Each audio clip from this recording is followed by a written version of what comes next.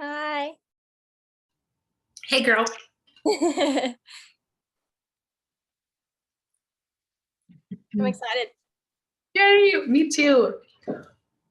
If you want to, go ahead and pause the recording. Oh, okay.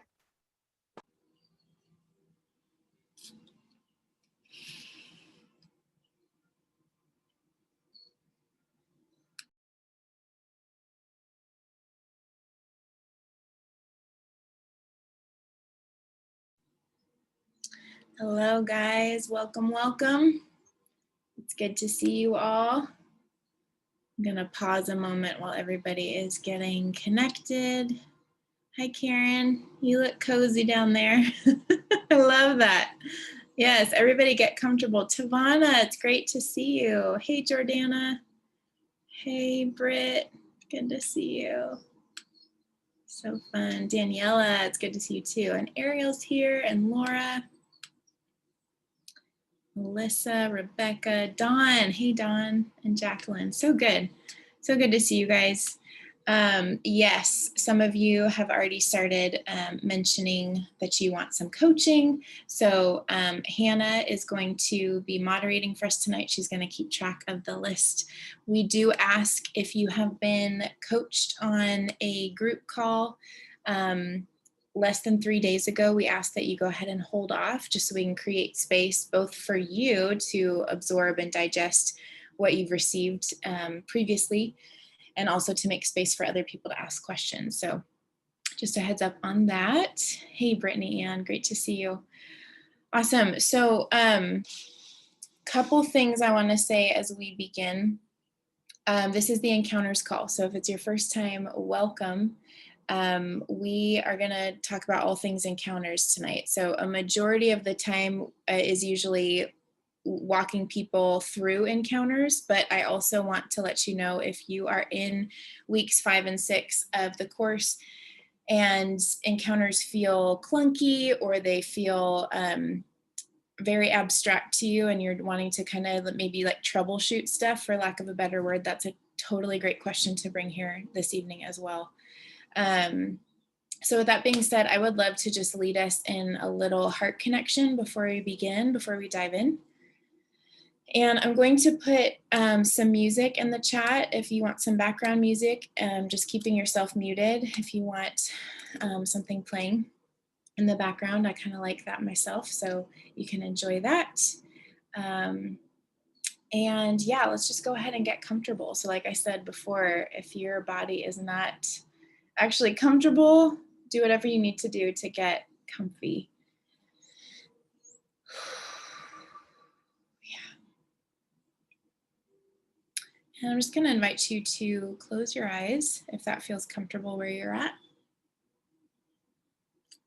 And I just want you to start breathing in and out, just focusing on making your exhale a little bit longer than your inhale.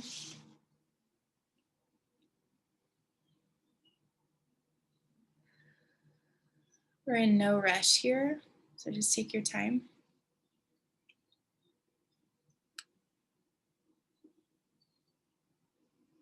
Yeah.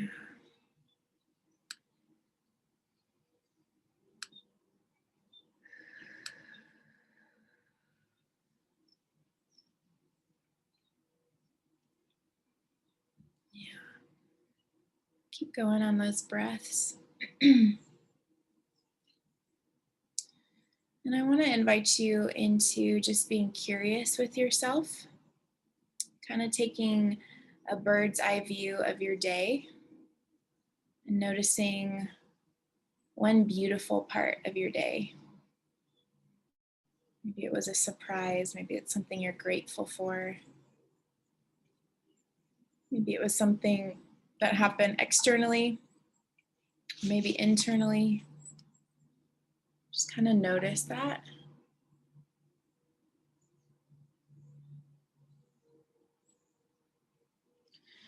And then I want you to notice if there were any points in your day where you felt disconnected from you, from God, or from other people, and just notice it. We're just being curious about it.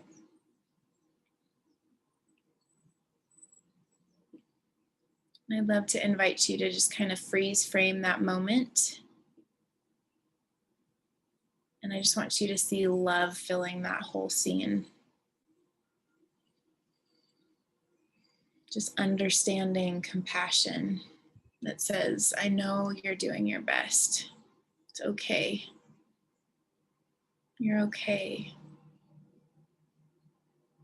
Your heart is good. You're worth being seen. You're worth being known.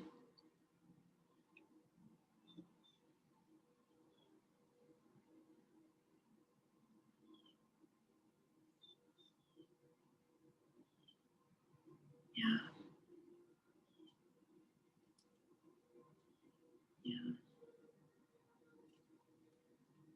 And then I want you to bring to mind just a neutral moment, whether you felt numb or you felt neither high nor low, just a neutral moment.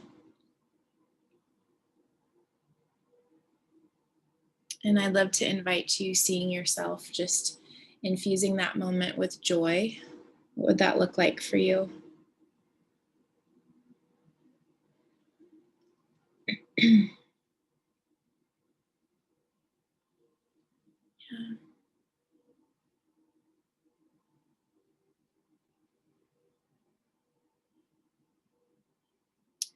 And then I just want to invite you into a moment of vulnerability with God.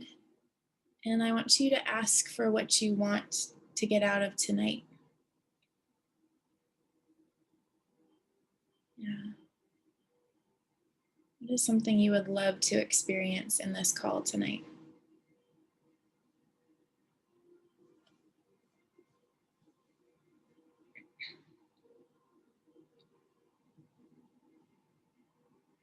Yeah, and just let your heart say that it's a desire. I just want you to see that thing you're wanting to receive tonight. And I want you just to place it in Jesus's hands.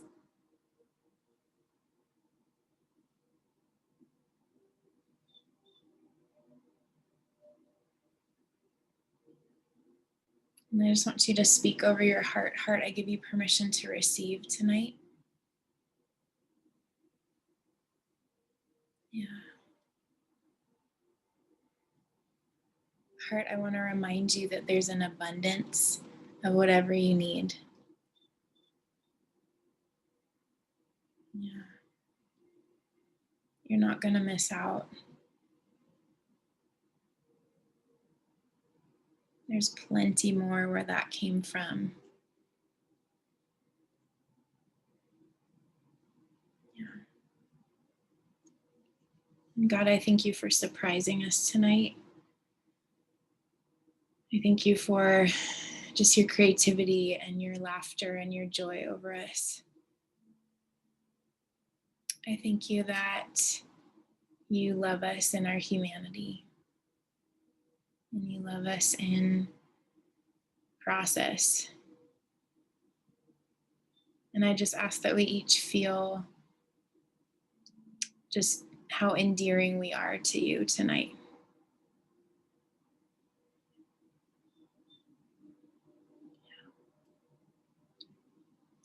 I just want you to come back to your breath and take a couple more deep breaths like we were doing before.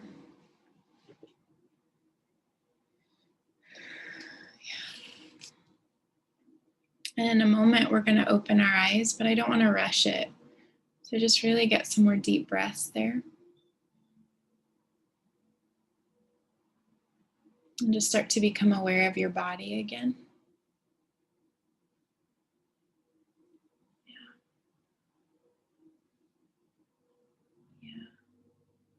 Yeah. Okay, when you're ready, you can go ahead and open your eyes.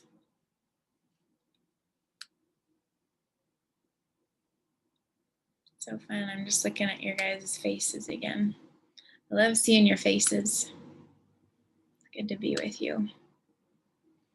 If you feel like sharing how that experience was for you or what it was that you were really wanting from this call tonight, please feel the freedom to share in the chat, no pressure. But yeah, just wanted to kind of start us off with that. Yeah, self-compassion and centering. Yeah, connection with God.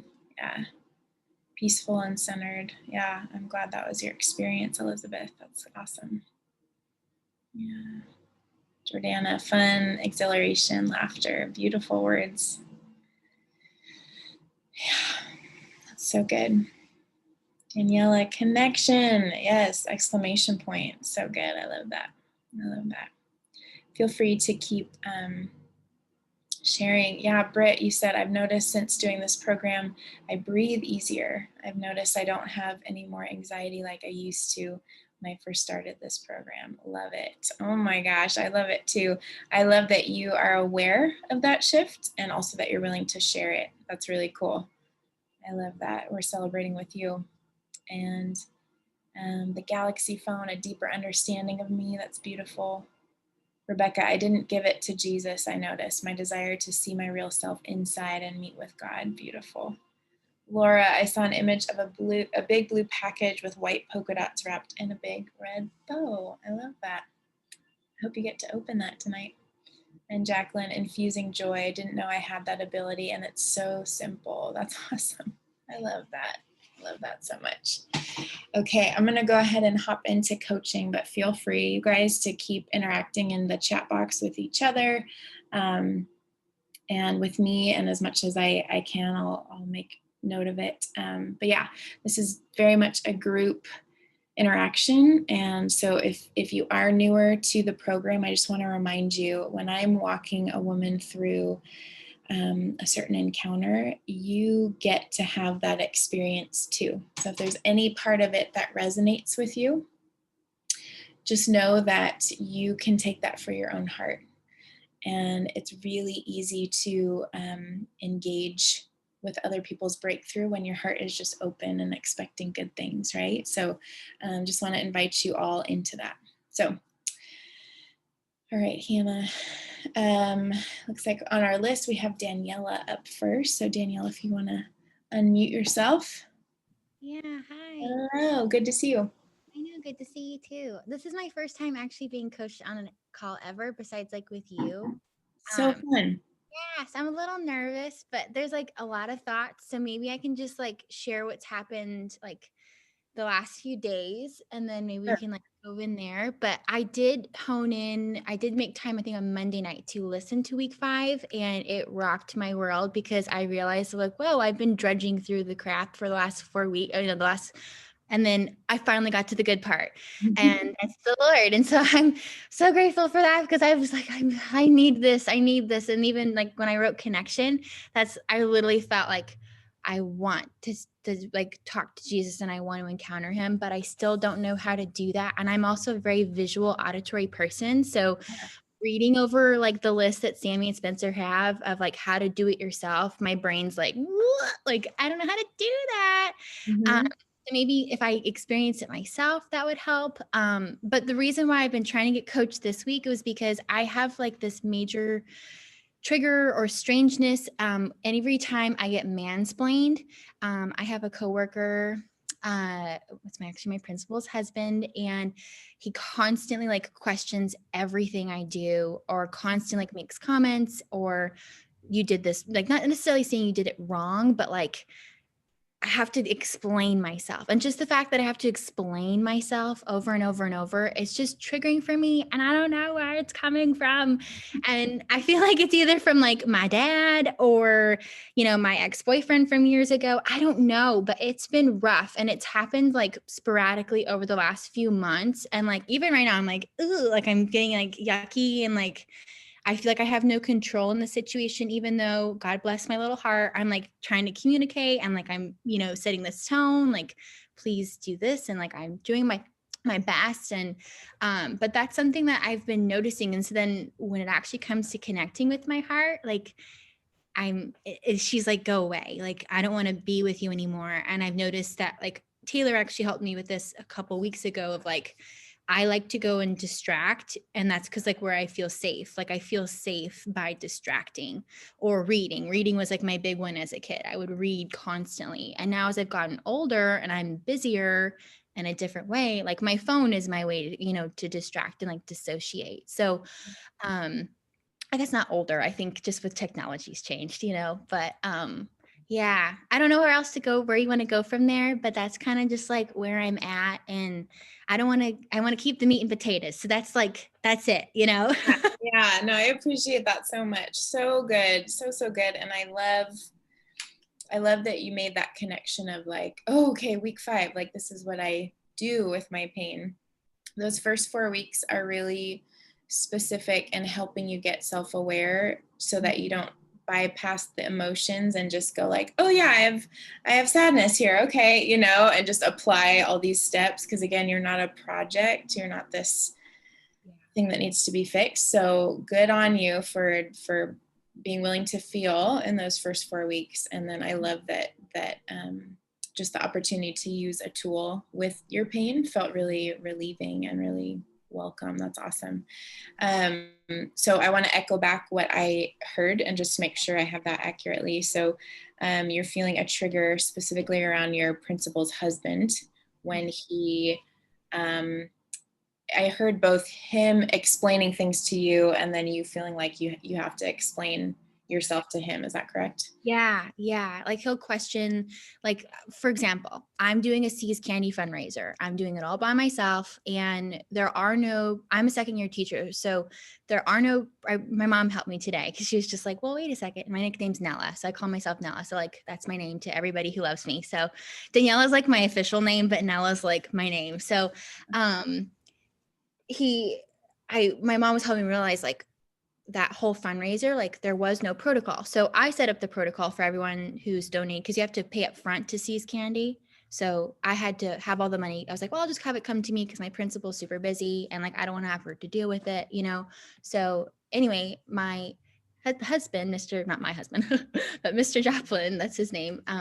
He was questioning, like, why is the money going to you? Like, are you going to have to go to the IRS now? Like, is that part of your income?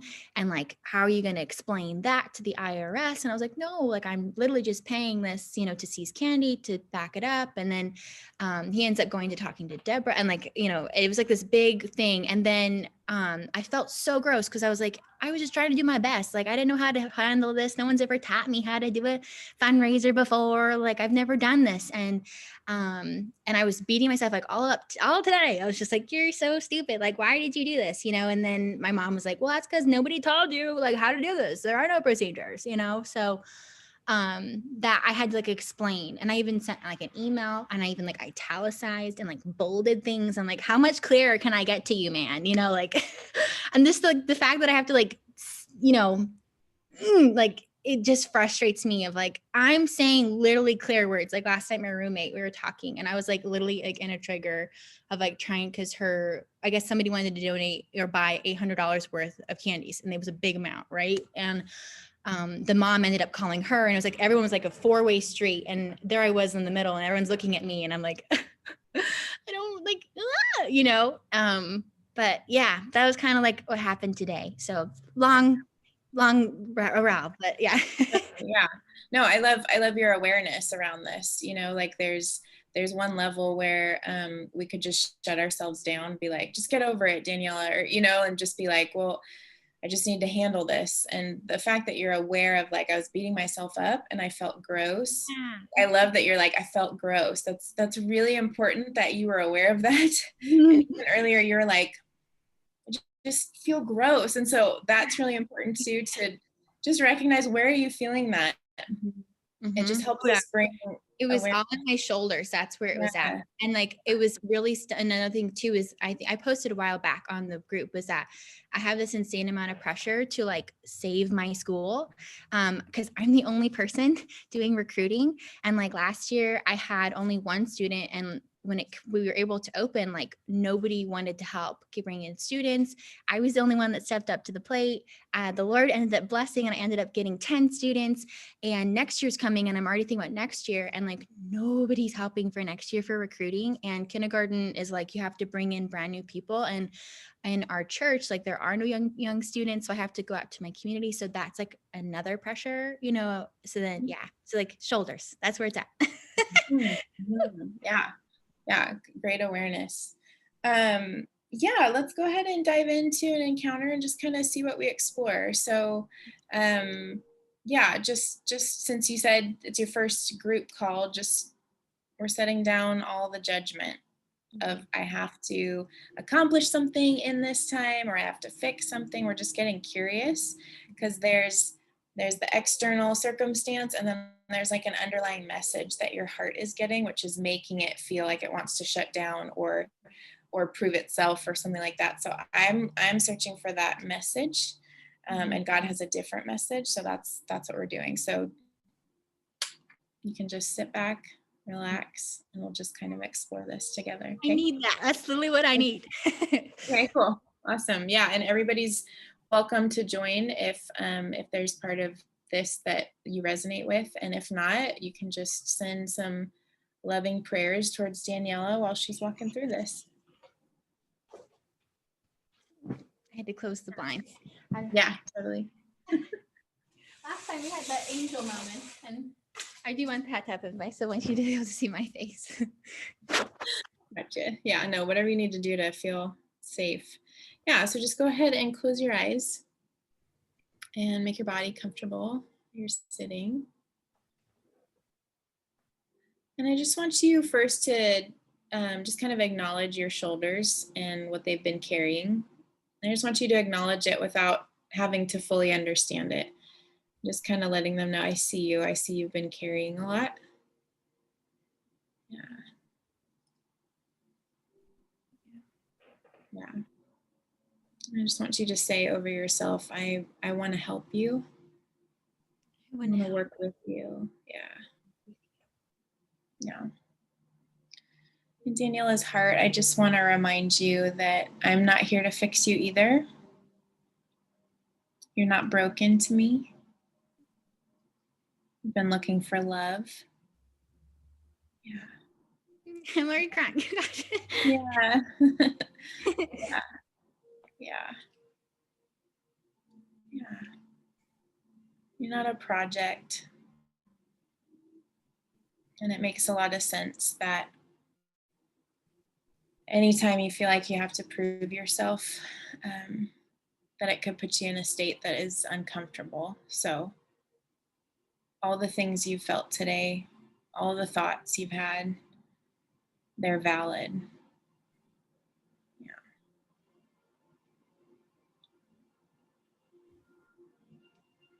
Is there a member of the Trinity that you feel closest to? Oh, definitely Jesus. Definitely Jesus. Yeah. God is like someone I'm trying to get to know, but Jesus is like, he's my buddy. Yeah. Always has. Yeah. I love it. So I just want you to actually to picture Jesus with his hands on your shoulders. Yeah. With you. With you. Yeah. And I just saw him kiss you on the top of the head.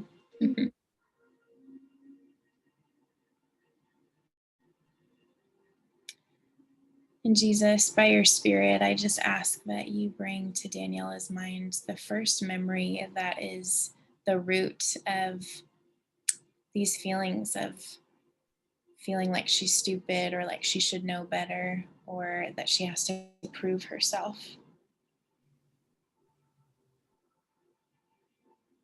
Just let me know your first impression. Yeah. I mean, I have a few, but one that you were talking, it was, I'm like already in the moment. I'll keep my eyes closed, but I was in 6th grade, and a friend of mine a friend came up to me. I used to go to the library every recess because I liked going to the library and reading books and going on the computer with my other friend. Her name was Kayla. And one time this girl, Brianna, came up to me and she said, hey, I'll keep my eyes, I'm gonna see your face. But Brianna came up to me and she was like, hey, like I can access the teacher's portal, and like you can get on email and like you can access all the things, and everyone's doing it. They were in fifth grade. Everyone's doing it. You should do it too. Like we can all email each other, during things, or we can, get on games that we can't normally play on our little login information. And I was like, cool. Like I want to email my friends at school. Like that's cool. And I haven't like delved into this in a while. The whole like fifth and sixth grades they were all doing it too. And so I had no idea like, oh, taking a teacher's password's like not a good idea. And anyway, I was emailing one day with like my friend Kayla. She's like sitting right next to me. It's like the old fashioned days before iMessage became a thing, like on Hotmail. So I was like emailing her, and she's like emailing me back and forth. And we were in the library, and this big kid, I don't even remember his name. He just came over and he just like sees that like we're on email, and he just like yells out in the library, like, I don't even remember my librarian's name. I used to love her.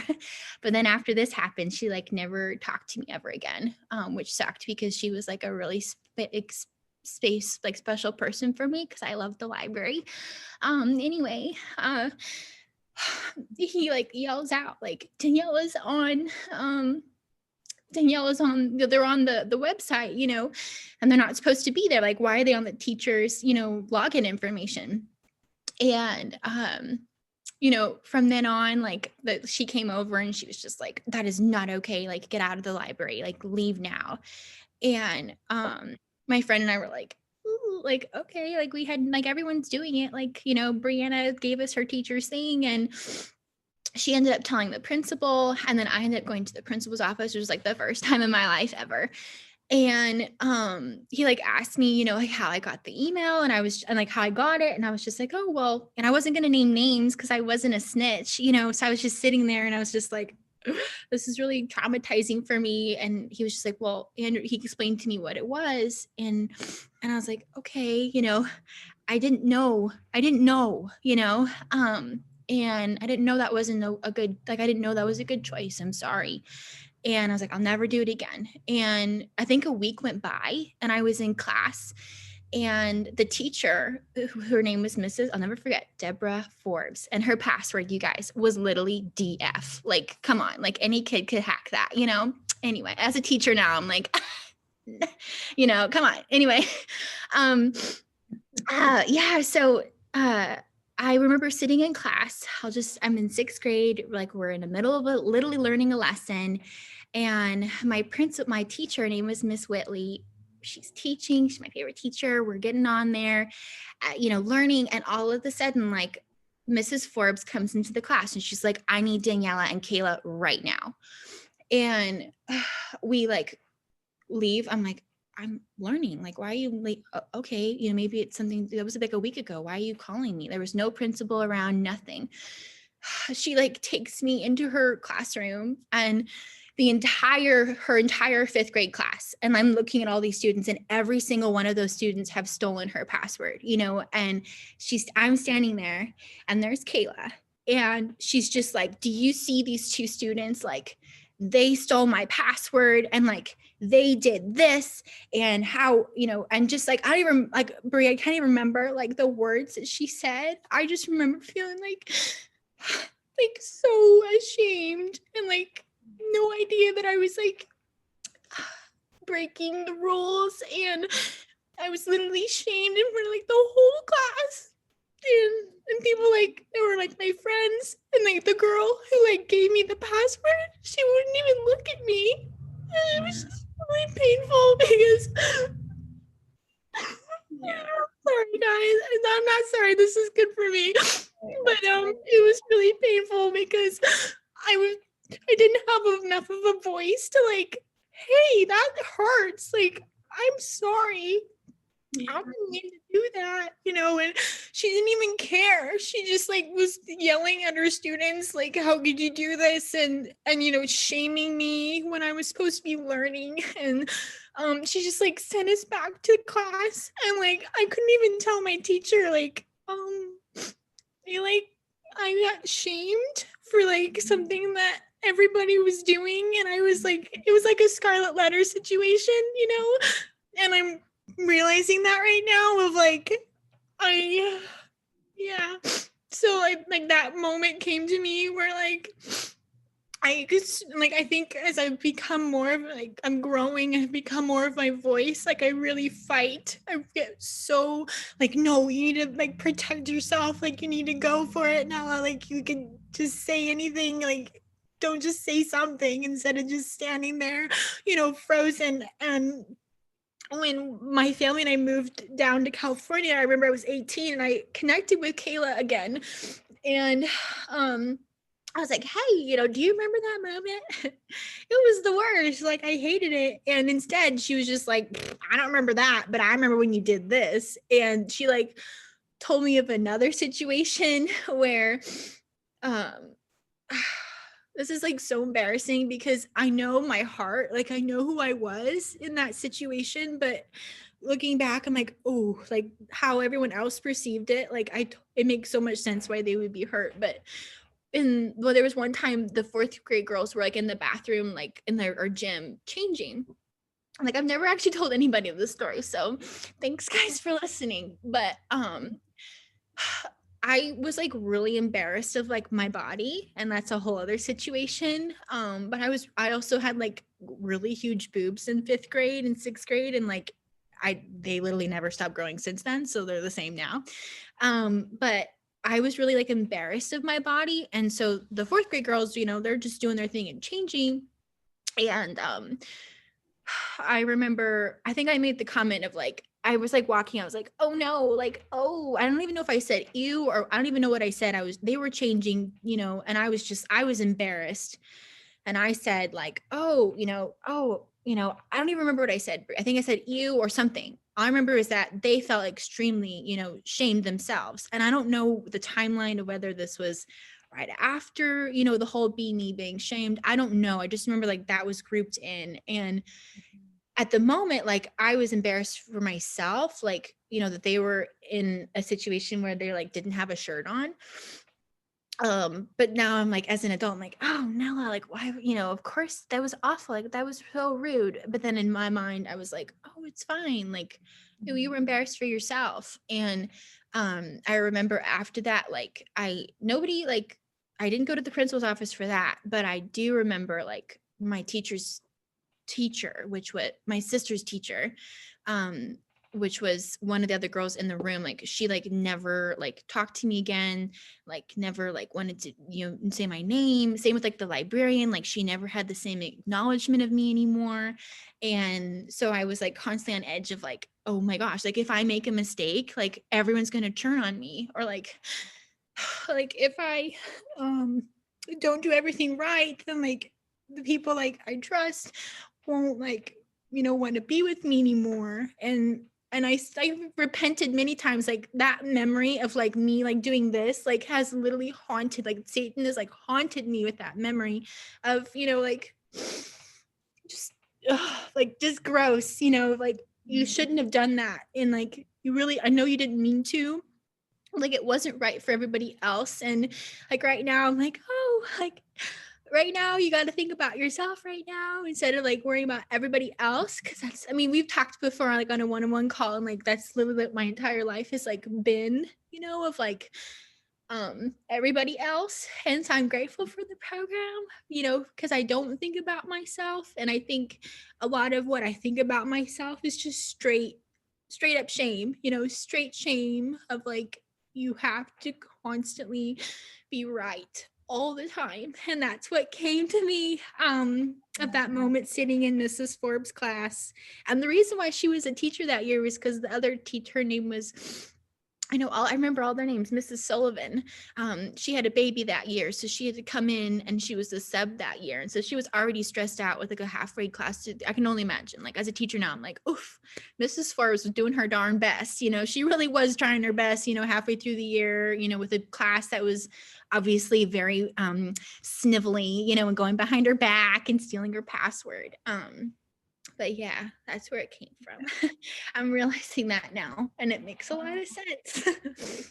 Okay, I wanna check in with you. You just said it makes a lot of sense. What's It- happening inside you? think I think right now I just feel complete relief. Like just Mhm. those stories that have like haunted me for so long. Like I used like around that time, 5th and 6th grade, like sorry, I used to have the worst anxiety like every night. Like I couldn't fall asleep till 3 or 4 in the morning, and I'd be talking to my mom every night. And I just had the worst friends, like middle school, like 5th, like those are the worst years of my life, and it really led to like suicidal thoughts like later on. And I remember like right now I just feel so much relief because it feels like the dark thoughts that would come to me at night, like even after I left, like it feels like I'm like looking at them, I'm like, I don't want you anymore, and sometimes they still are there, telling me like you're the worst, why would you do that, why would you make that decision? And right now I'm literally just feeling like I want to just like scream, and like let it out, because they've been haunting me for so long. I'm just, you know, uh, literally just child decisions, but because of the situations, I'm processing this right now of like they've literally been like attacking me, and I feel relief and like just like crying because I'm like an ugly crier, and like I feel it like all throughout, like my whole body like shakes, and like when I really do cry, like I like cry, like my whole body's like the lady in mourning, like I like literally go into it. And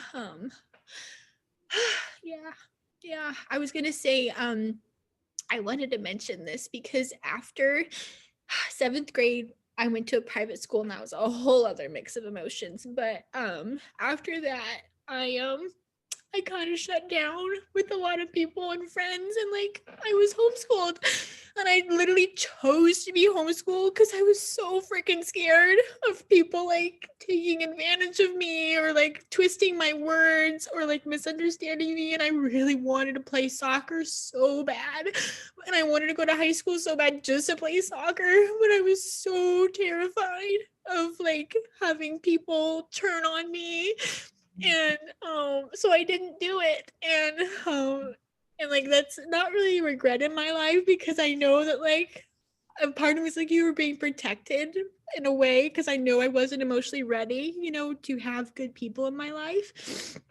But yeah, and only like the last, I think I told you about like friends, like only the last like 5 or 6 years of my life have I like actually like opened up to like have friends. And then even then that's like a whole amount of pressure, of not wanting to lose them or trying to always be perfect so I don't lose them.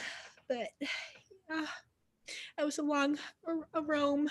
But I so hear you. It's so good. I'm so proud of you for letting it just flow out. And I want to give you an invitation. You can say no, but I want to give you a moment to scream out what you felt. yeah, And you can mute, you can turn your video off. Everybody's welcome to do this.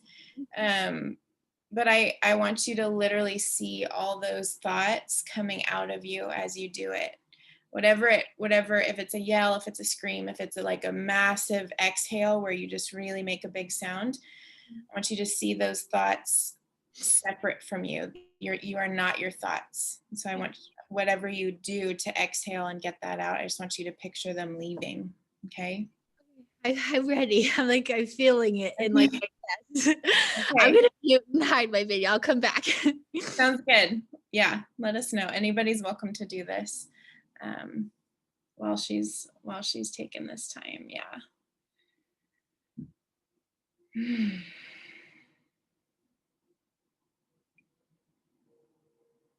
Yeah.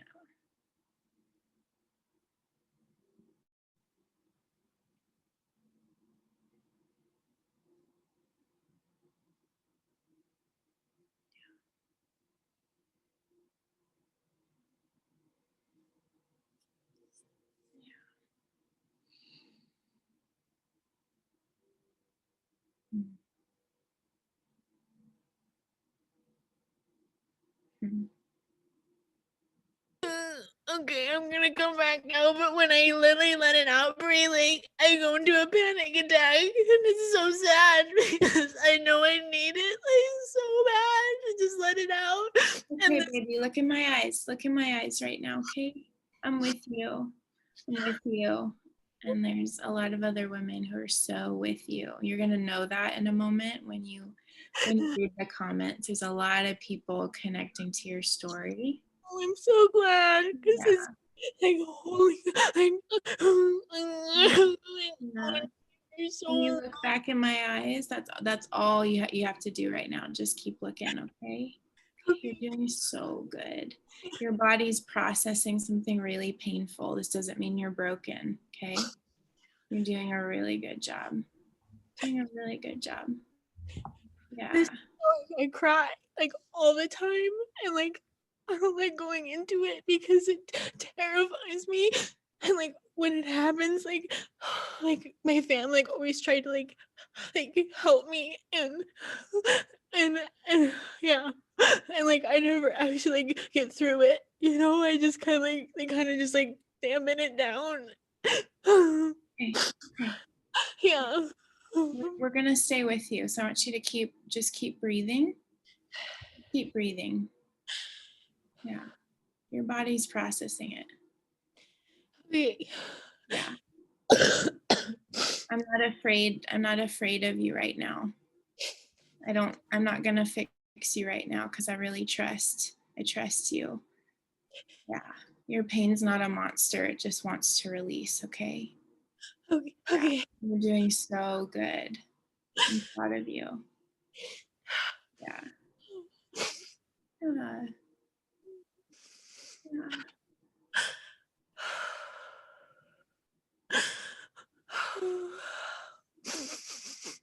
Yeah. Yeah. I'm sorry. I'm so Yeah, I sorry. think me just saying like I don't want to fix you. It's like a whole other realm. I'm like, oh, hearing that, I'm just like, I just feel like Jesus like holding me, you know? Yeah. Because that's like I've always done that for other people all the time, and then when I actually like let go, and like everyone's like, oh, like I gotta fix you, and instead of just being. Yeah. You're doing so good, baby girl. Yeah.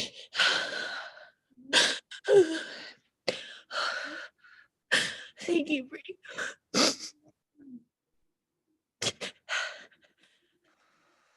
So sorry this has been scary. Yeah, I was like heart pounding when I saw my name, and I was like literally jumping for joy. I'm like, oh, thank God, because my program's ending in a month, and I'm like, I haven't even delved into so much stuff because I've been so scared. You're But not I'm behind. sorry. You're not behind. Your heart was ready today. You couldn't have been here any sooner. There Yeah, are options. There are options with the program. We can talk about those another time. yeah, yeah. Not your last shot at healing. Praise the Lord. This is too good. Be Yeah. like, well, that was it. Yeah, it's just the fact that I'm laughing and like and coming out of like I think this is like the first like moment or panic attack I've had in like forever. I think the last time I had it was when we had to go distance learning, and my mom and sister made comments to me like, wow, you're really like grumpy. And I was literally like, I've never done distance learning before in my life. Like, leave me alone.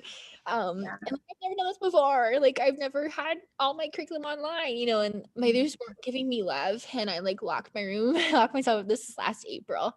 And I just like full on manic attack, and I didn't let them in the room. And then I was before the program, but I was really proud of myself. Like I said, like, you guys weren't like, you don't understand what I'm going through. Like, all these parents are looking to me for like top notch teaching, and like that's not possible. And that in itself was like debilitating, you know, for me to like admit that, let alone to like my family, you know, not to the parent, you know. Whew, it feels good. Thank you. Good.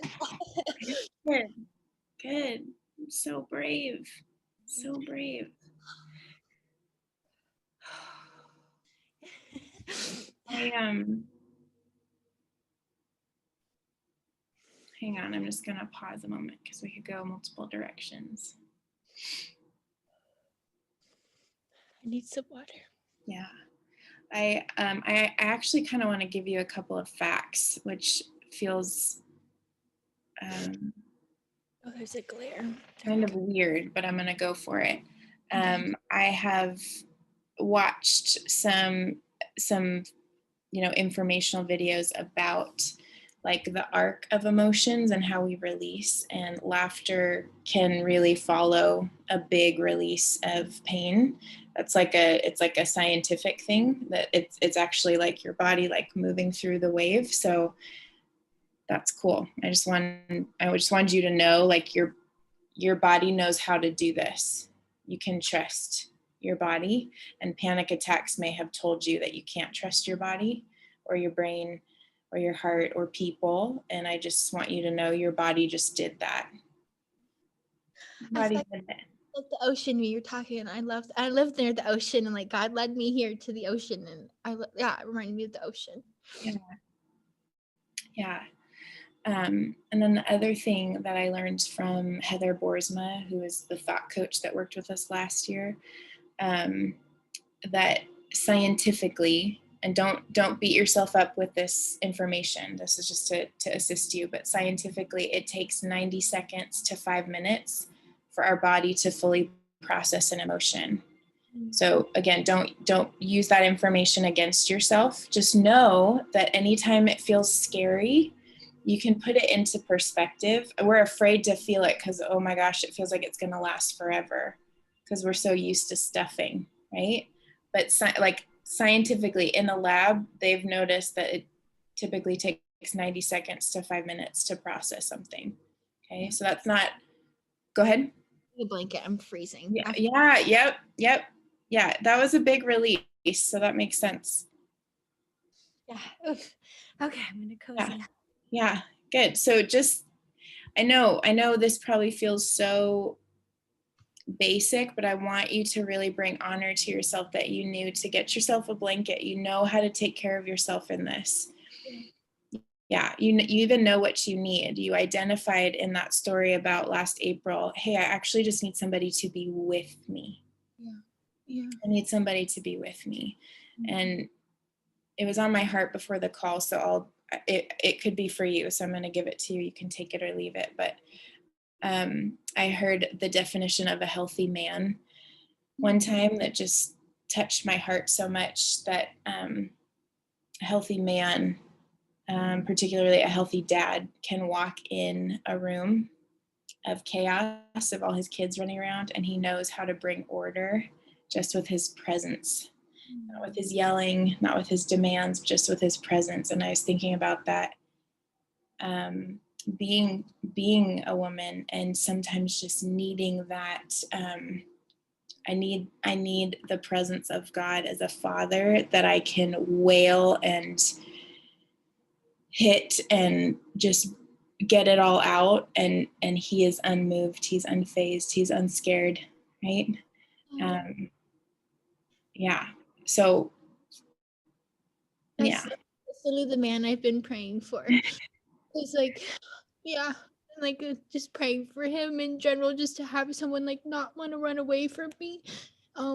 or like wanted to fix me like my dad. Like everything you do, like he has something he thinks you can do better, or like you do it this way instead. And just I'm still getting used to like the idea of God being my father and like him not wanting to do that. And it's been help like it's been like something tangibly that I can like grasp was like I want to pray for a husband to be like that. Like I've been praying for that and that's been tangible. But I know with the program, like it's been opening my mind and like a trigger of like you don't like fathers because my father was never like that. It was like chaos erupts, you know, he's a very magnetic person, and I never had a dad who was, you know, could quiet a room, you know, and Mhm. yeah, I think it was for me, Brie, because I think it's helping me to take my little tangible of like future husband of like actually it's God, like he's right there. Yeah, I love that. I just want to encourage you to let your heart have that for the next week, couple minutes a day, whether you're starting to feel a trigger or not. Just, gosh, what would it be for God to walk into my bedroom right now and just bring order to all my insides, or to walk in my classroom and just bring order to all the moving parts and the little humans in here? Like, what would that be like? Just let your heart start to like think in that direction and feel in that direction, to kind of build that connection there. Mhm. Yeah. So proud of you, girl. Thanks for letting yourself be seen and known tonight.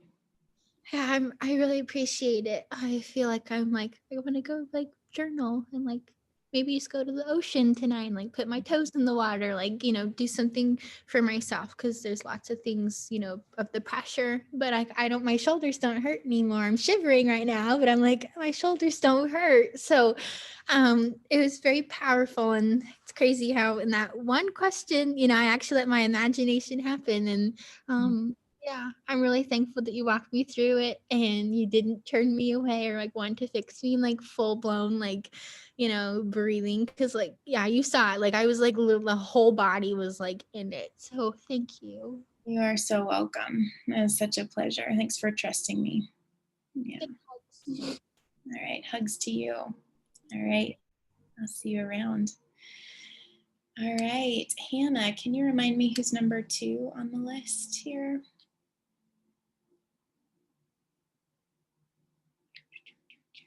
Jordana. Awesome.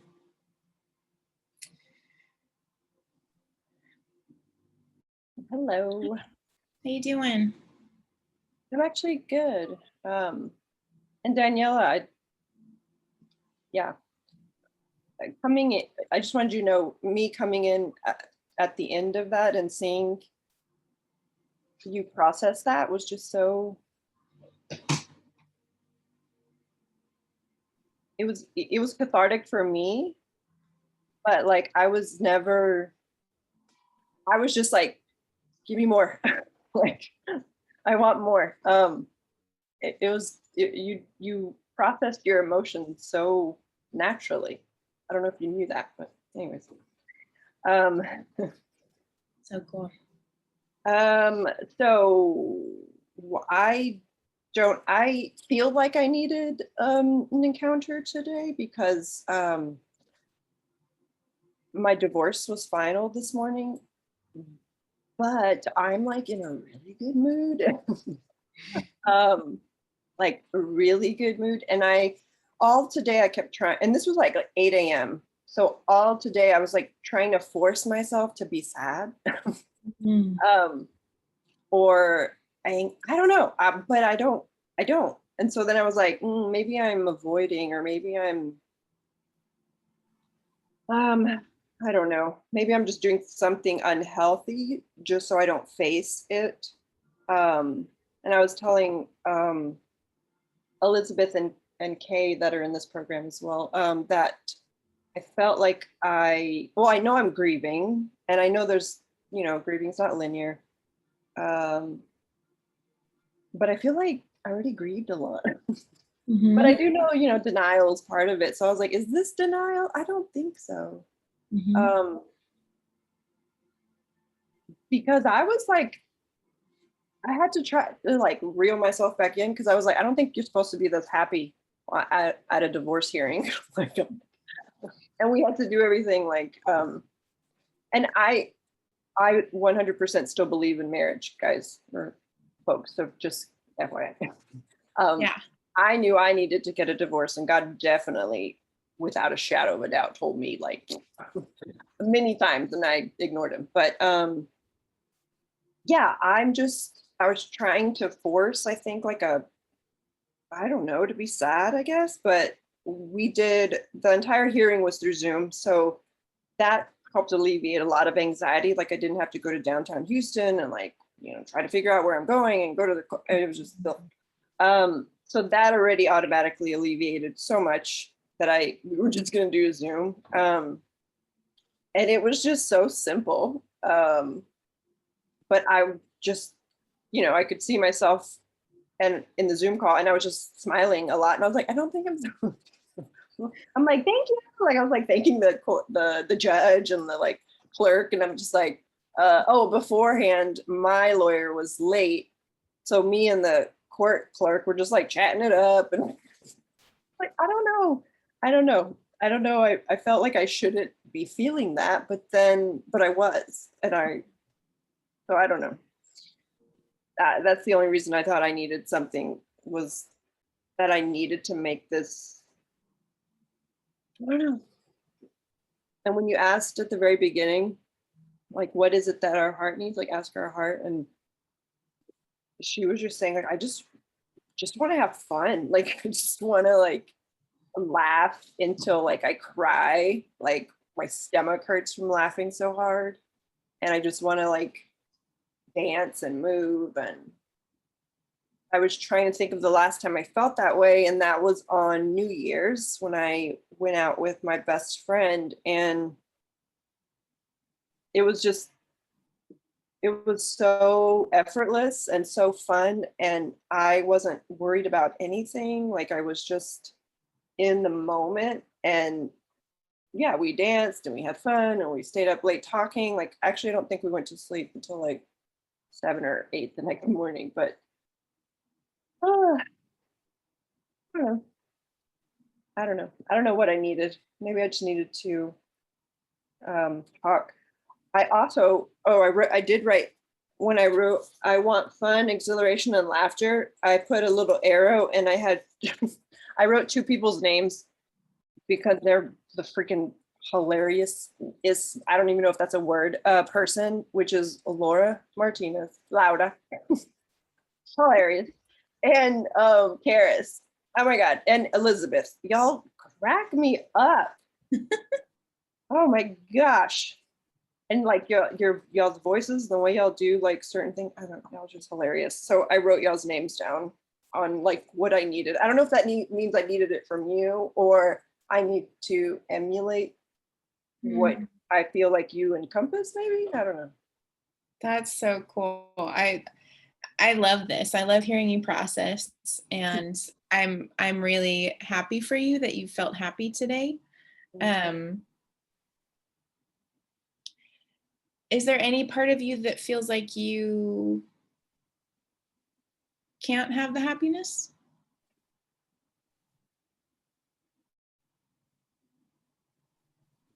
Not right now. No.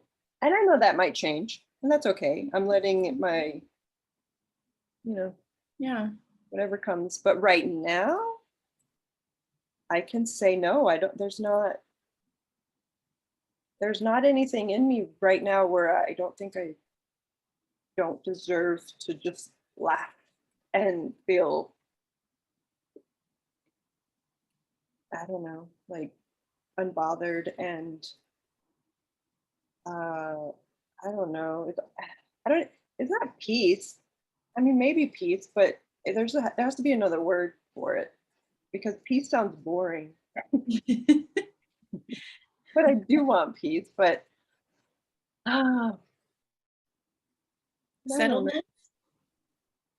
Yeah, maybe like, yeah, like settled and grounded, and even what you were speaking about earlier about like that description of like a good man, or or a good father, being able to come into a room that's chaotic and just by their presence and their energy, like ground everyone around them. And when you were saying that, I was like, I feel that now. Like I feel that in me. Mhm. Like I definitely want that, obviously, from my dad, and sometimes he is very much like that. And sometimes I probably want that for my husband, but I get it from myself now, and it's weird. I don't know. So cool. So cool. Well, at this point, just because I love this empowerment that you're feeling, I'm gonna ask you, what would you like to do next? I thought about this already, but then I was like, I don't. Okay, this is what I would want and need, and then I started thinking like, oh, but what if somebody else is not? But that's no. I would want all of us just to like, I want to see, and I'm gonna do it, but I want to see you guys do it, like get up and like just like move and like just be silly, like just shake if I your love camera's it. on. Like just like who cares? Like yeah, Let's do it. I love that. let's do it. Okay, awesome. You lead the way. Count us down. Okay. 3. Okay. First off, at 1 or at 0. Everybody shake. Do whatever you want. Okay?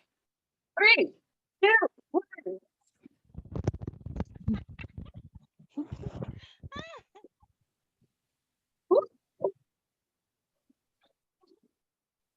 Oh my God, I love you ladies. This is the energy. Did you see Martha? My hair isn't done, but I dropped it low for you. Everybody looks like those little the things that they put In the wind. air up.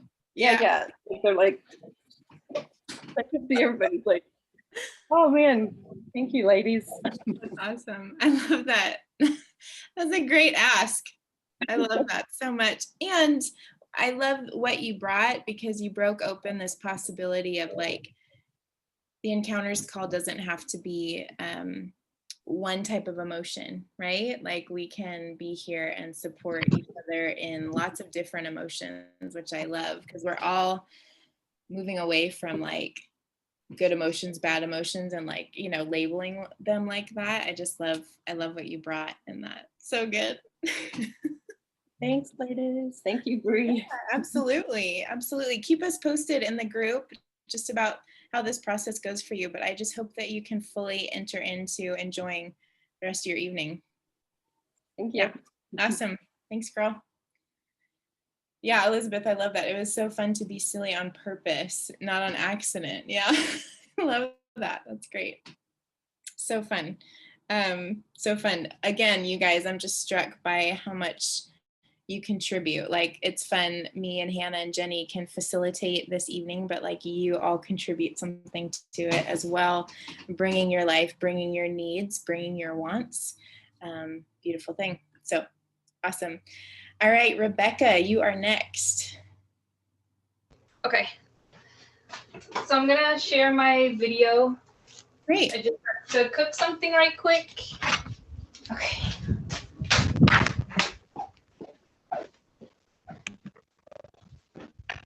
Okay. There you are. Please. Hello. Okay. Hi, what's on your heart tonight? So I haven't really gone into God's presence or even dived into looking at my heart. I don't know if she exists there anymore. I don't know if she ran away or if I killed her. I don't know where she is. So I have a hard time receiving or giving. And I haven't gone back to the place where I want to say like gave her up. So in order for me to literally go forward, this is the biggest block that's standing in my way. And I can either choose to ignore it or just do it. Yeah.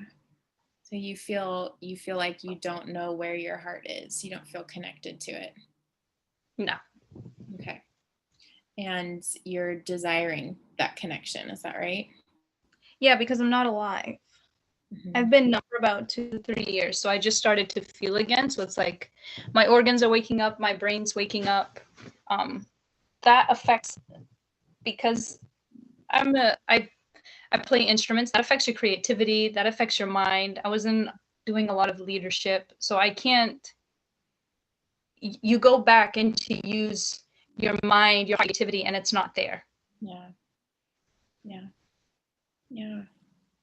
What do you think would be helpful? Like, would it be helpful to connect with a memory tonight, or like a future scene of what you want to be walking into and how you want to be connecting in with your heart, or anything else? What's your intuition on that?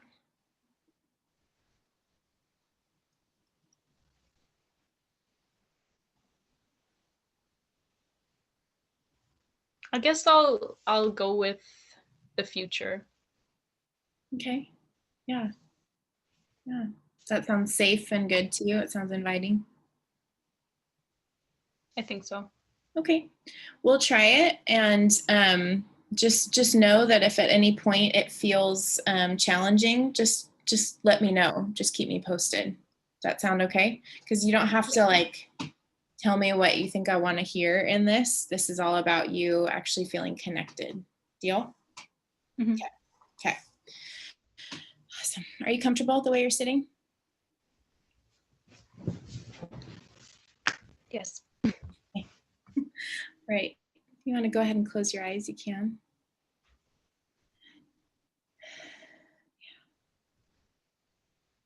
Why don't you go ahead and put your hand on your heart just to make physical contact with it. Yeah.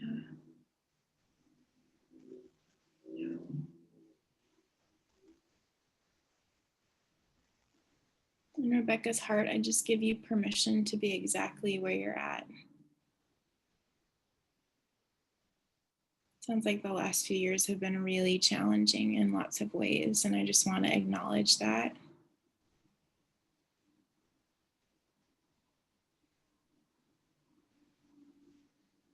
Maybe sounds like you've had to be in survival mode, and I just want to bring some honor to that you're not broken,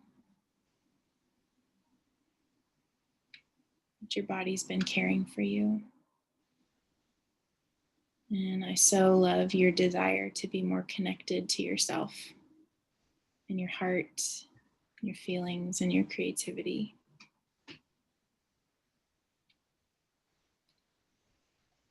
So, Holy Spirit, I just ask that you infuse Rebecca's heart with hope, hope of what could be. And I thank you for multiple possibilities, multiple life-giving possibilities.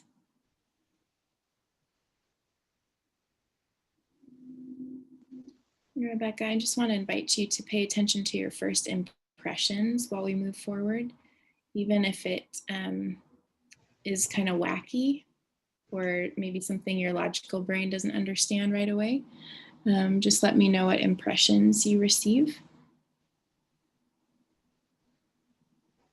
Yeah, and I just want to invite you into a future scene that feels really low stakes. So I'd love for you just to imagine where you'd like to live, the location, what the outside of your home looks like. And as you start to see that, I would love to hear you describe it.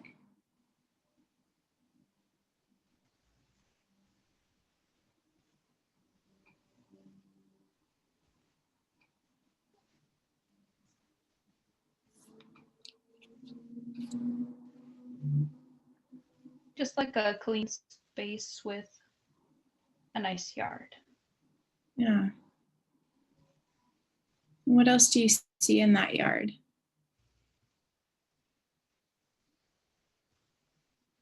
Hangout spots and trees. Yeah. I love that idea of a hangout spot.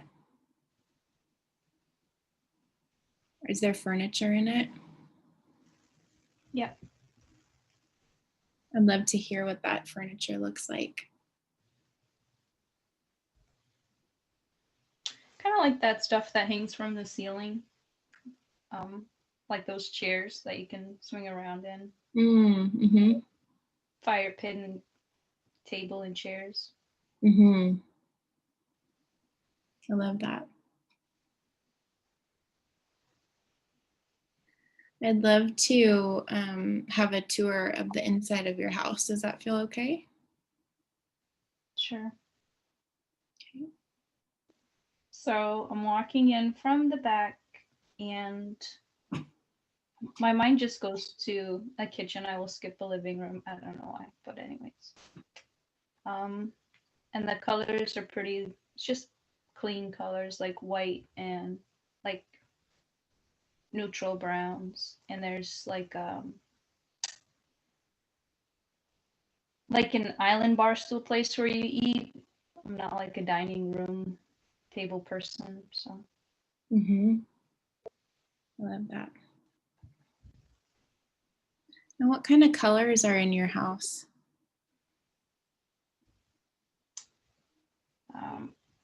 I would say forest greens, whites, and different shades of browns. Different shades of what? Browns. Yeah. Yeah. I love that. It sounds really earthy. Mm-hmm. Yeah.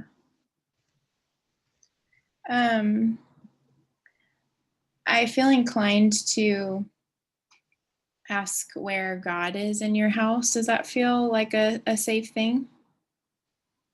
Yeah. Nowhere. He's nowhere, you said? Yeah. Okay. Yeah, that's okay. Is there anything else about this house that feels really intriguing, like you want to go discover it? Not really. No. Okay. Yeah. Just with your eyes closed, I'd love for you to just kind of check in internally and see how you're doing.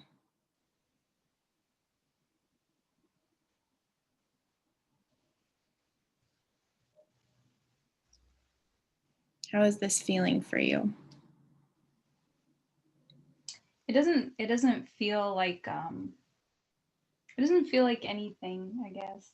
Yeah, I love your honesty. That makes sense. Yeah, like your heart's not connecting with it. Not at all. Like Yeah. I know when I'm really, really imagining something and everything is like in here. It's Mhm. not.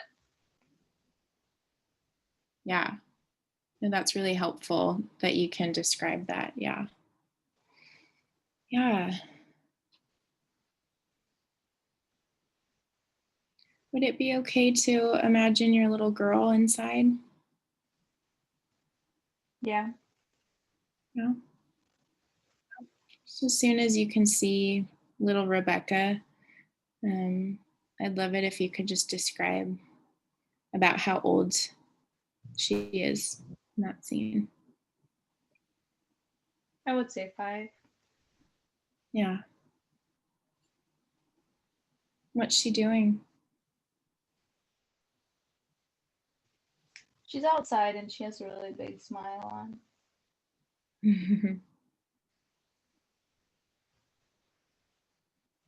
I just want you to see grown-up you stepping into that scene. Just really taking her in, just looking at her being outside and having a really big smile. And I just want to invite you to attune to what she's feeling and what she's thinking.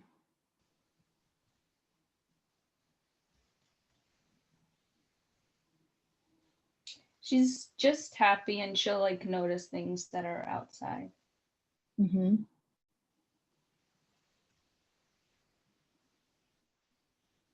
Like she'll discover things. Yeah. I love that about her. That's really cool. I'd love for you to picture grown-up you. Just walk up to her and get down on her level. Maybe that means you're on your knees or crouching down. I just want you to say, will you show me what you're finding in this yard?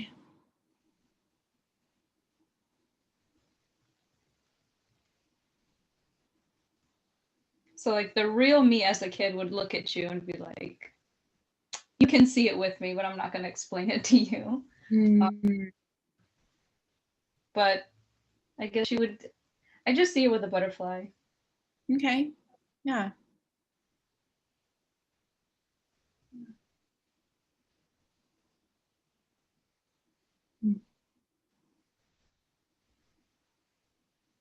And what happens next? She talks about it. What's she saying? I kind of step back into the adult me and I'm like, I see her mouth moving, but I don't hear anything. Yeah, that's so real. I've experienced that too.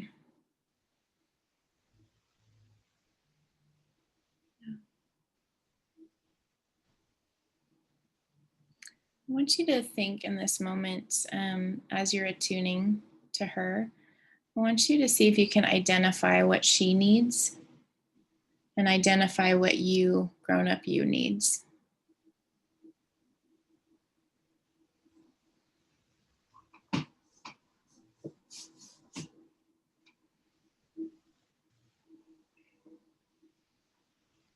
At first I was going to say nothing and then I would say attention because if I'm just looking at her or noticing her, I really don't see a need in her at all.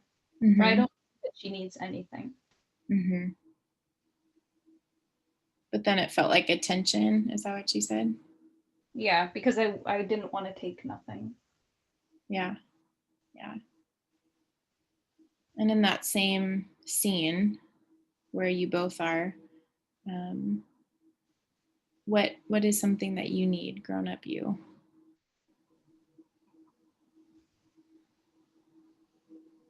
I jump out of the scene and I jump back into me right now. Mm-hmm. So if I was to ask what does me right now need? Mm-hmm.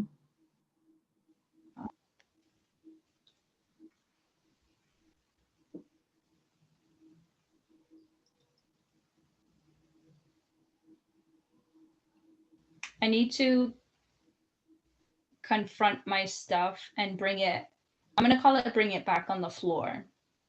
I had this floor where I would go and I would pray and it would be with white sheets.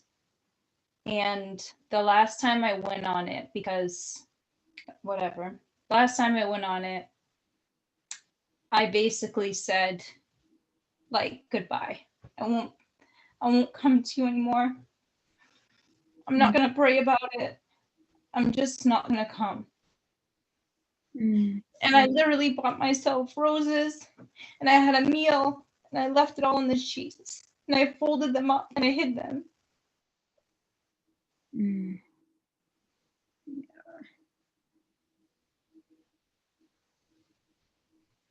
Yeah.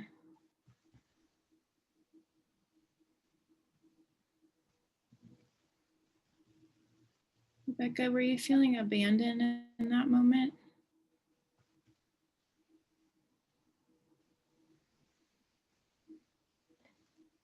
I guess I would say so. Are there any other words that come to mind about how you felt in that moment? I just let go. I just stopped. Yeah.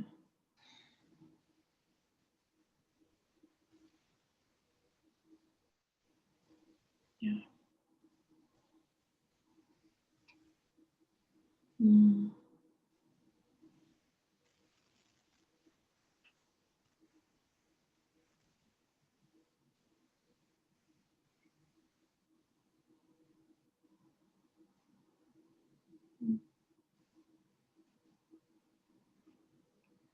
would it look like for you to bring it back on the floor like you mentioned?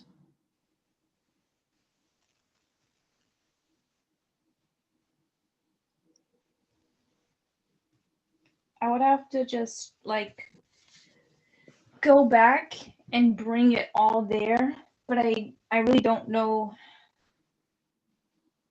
I don't know how to do that. Like, I've stopped bringing my heart into anything. Yeah.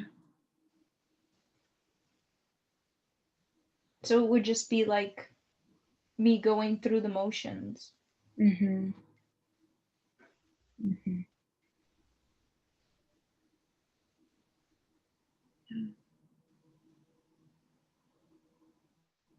Just want to check in with your comfort level and see if you're comfortable to continue the way we are, or if it would be more comfortable if I just kind of held some space and asked some questions.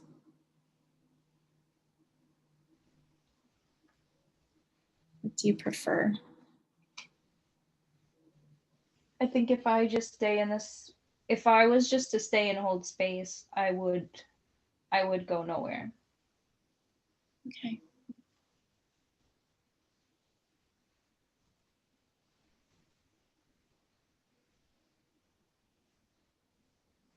So from what you've shared, it sounds like there was a moment in time where you had to shut your heart down to survive. Is that accurate, or would you word it differently? That's right. Yeah.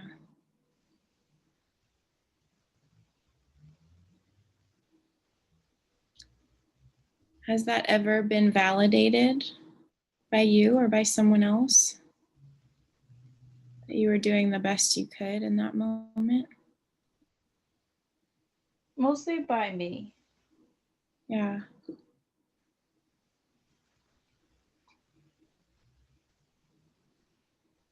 Do you believe your validation? Not 100% of the time. Mm-hmm.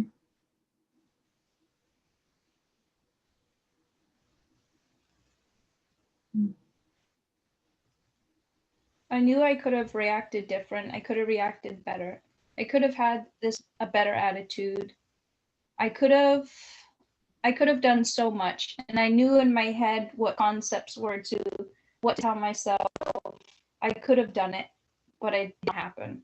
Mm-hmm. Everything that I told myself up to that point in my life as truth was totally shattered. Mm. And so I was like, well then Yeah. I rewired my brain that everything that I told myself was truth. I now factored this in and redid it all. So now I'm trying to get to the same places that I used to now that I've woken up from being so numb, and I'm like, I don't go to the same places because the pathways in my mind are not the same. Mm-hmm. Mm-hmm.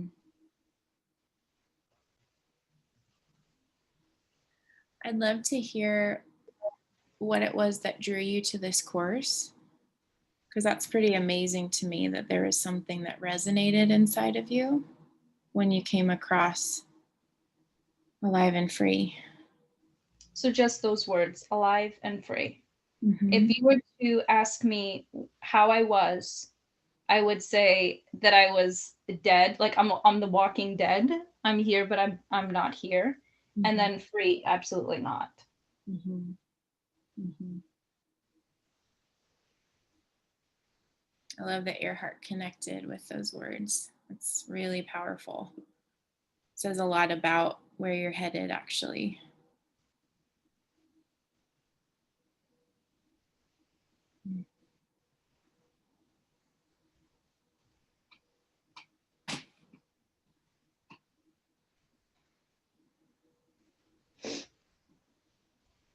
Would sharing any of your story be something that would be helpful for you in this moment, or something that you would want to do?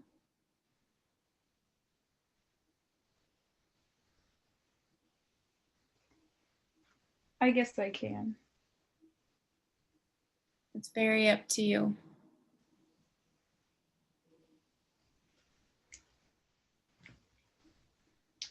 I've just I've never talked about it, so I don't really know how to begin. But though it's something that I want to do so that I'm not stuck. Yeah. I hear you.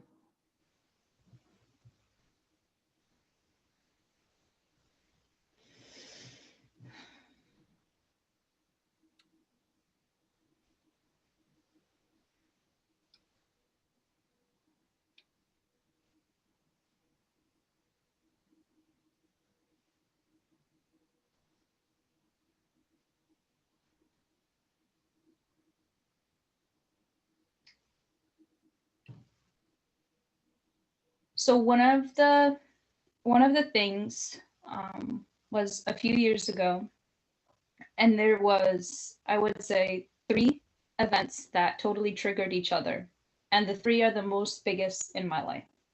Yeah. So one of the biggest ones that I can talk about is I had been leading a dance team for almost 10 years.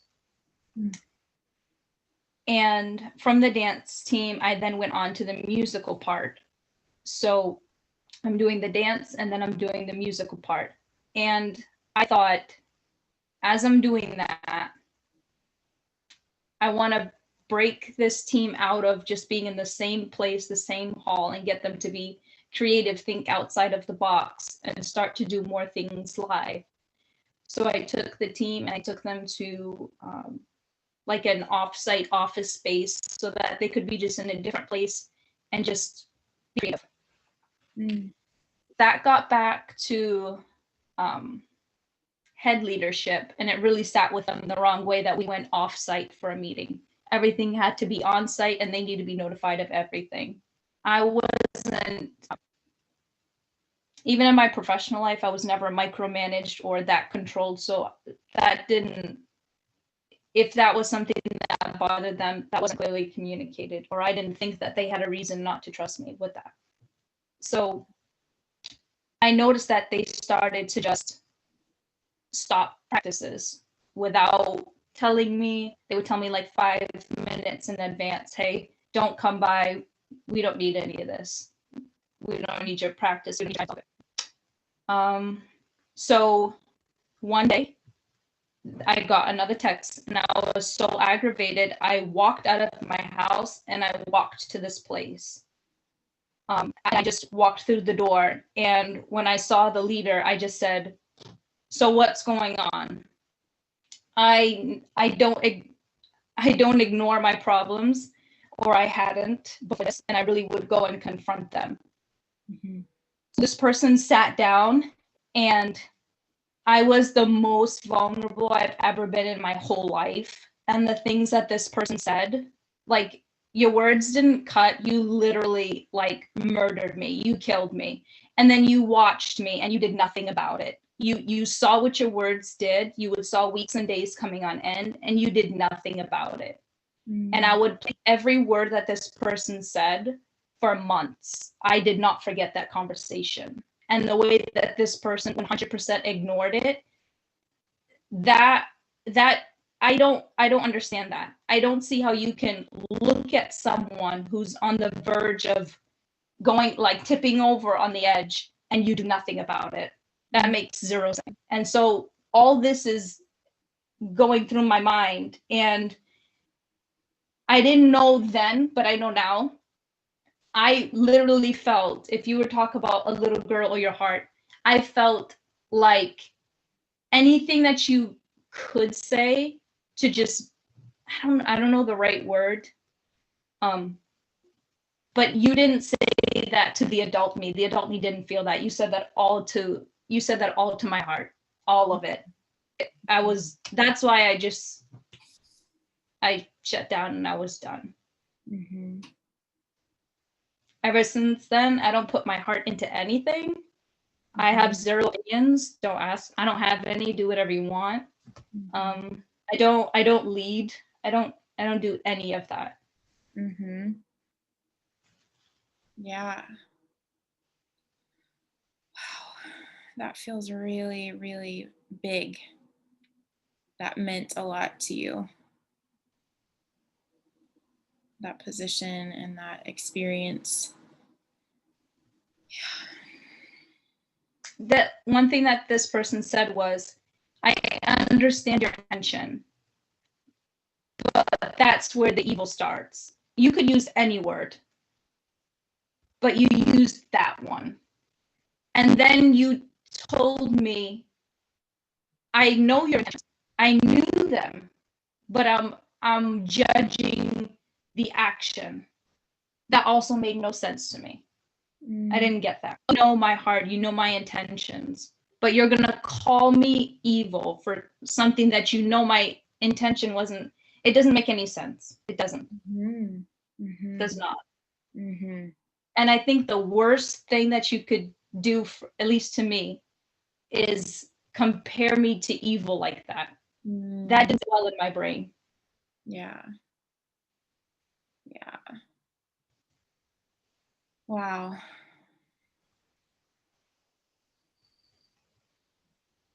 So the real thing that I dived into was the fact that I told you exactly what my intention was, but you chose not to believe me. That goes all the way back to all the times when I would tell adults things and they did not believe me. I don't.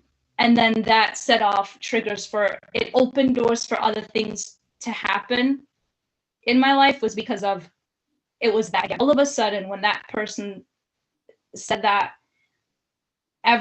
those instances that I had as a kid with these other guys, these other men, I would say stuff and they didn't believe, it all triggered back again. And then I don't understand.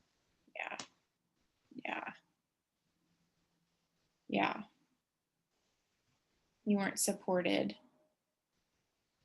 by the people who are supposed to be big in your life or leaders.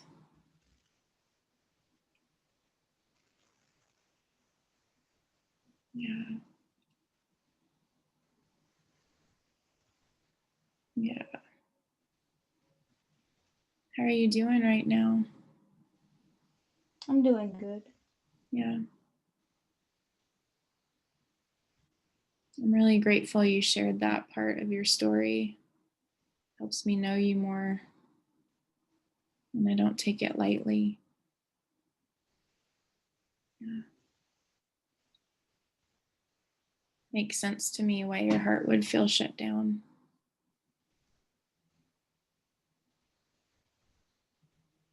Yeah. Mm.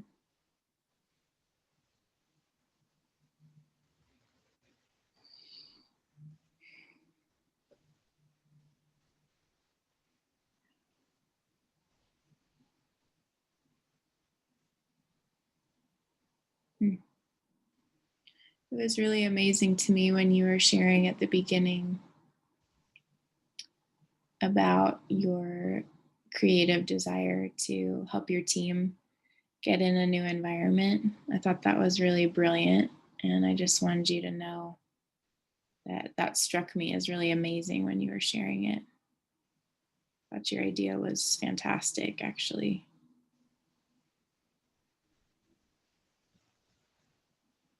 Yeah.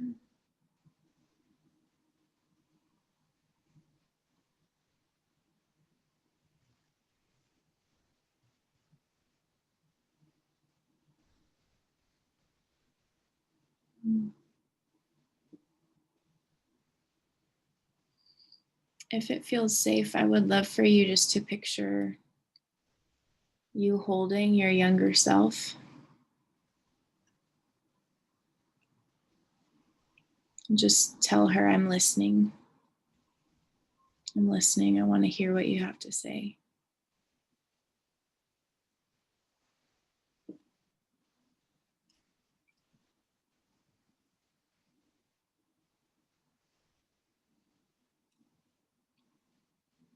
Is that a picture you can connect with?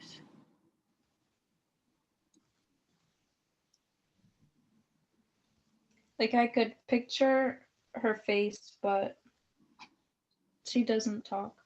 Yeah, it's okay. It's okay.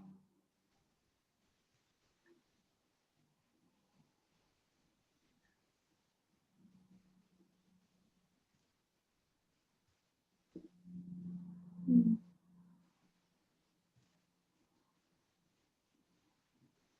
So I didn't talk either for about maybe like 2 years. People didn't hear my voice because I thought if if you're that comfortable making fun of it to my face, then when you use it and you call me out and you want me to use my voice, I don't believe you anymore.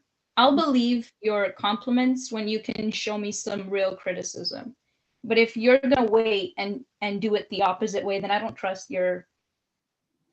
So I literally did not talk for 2 years. I was just a presence wherever I had to be. Wow. Wow. I'm so sorry about that. You felt like you didn't have a voice.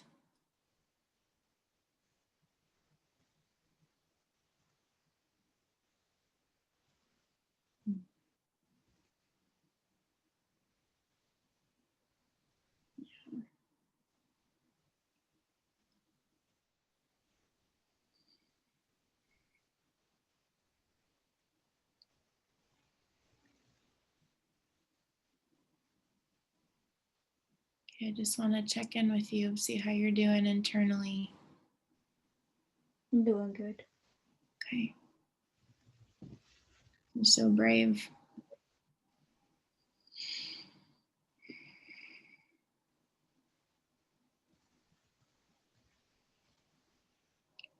What's the next step you want to take here?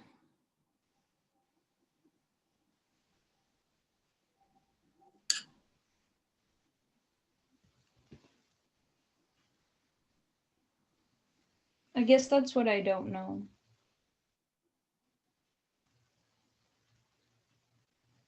That's I okay. didn't think that I would wake up from it. So now that I have, all I know is that I just want to be awake. And then from that place, I want to start just like living, not just being awake anymore. Because to be able to see something, not touch it, is like being awake is one point, but then you got to get up, I guess. Mm-hmm.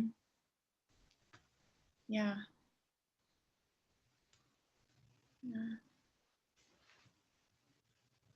Is there something in your heart that makes the process of this course or any emotional health process worth it to you? Like you mentioned those words, alive and free.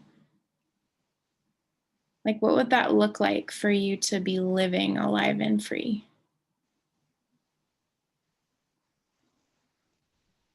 What would it look like?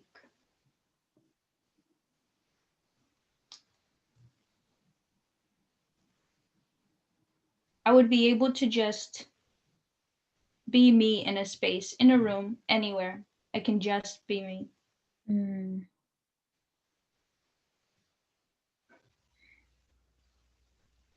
And not care.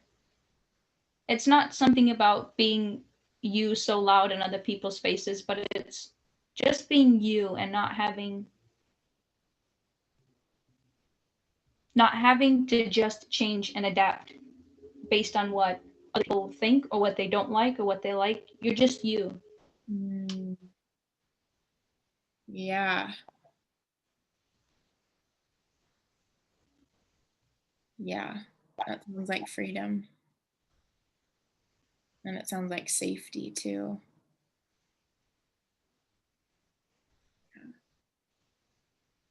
Yeah, I don't want to be the person that people call to make them look good anymore. Mm.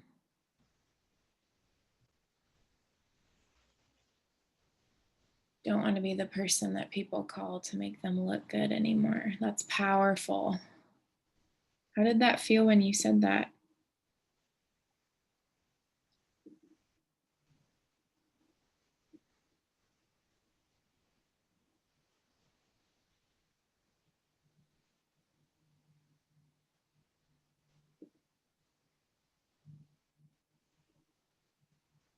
Yeah, didn't feel like anything much, but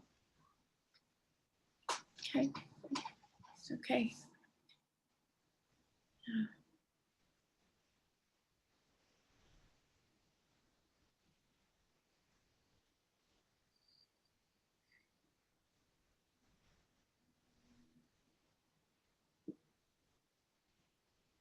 Hmm.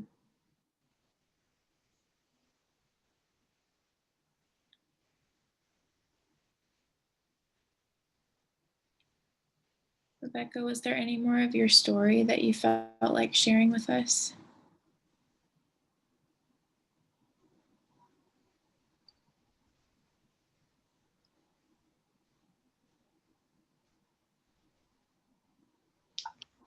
This was one of the main events. The other two, I've never said to anyone. And the only one person that I spoke to was I told them.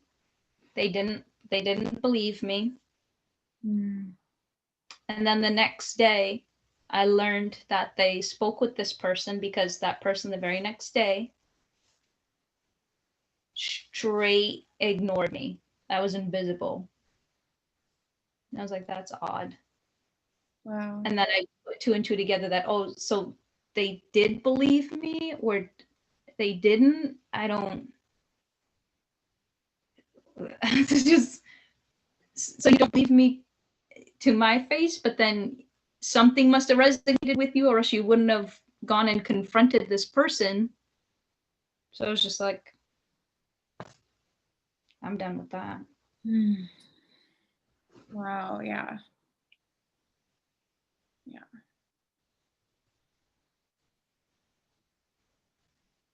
Yeah.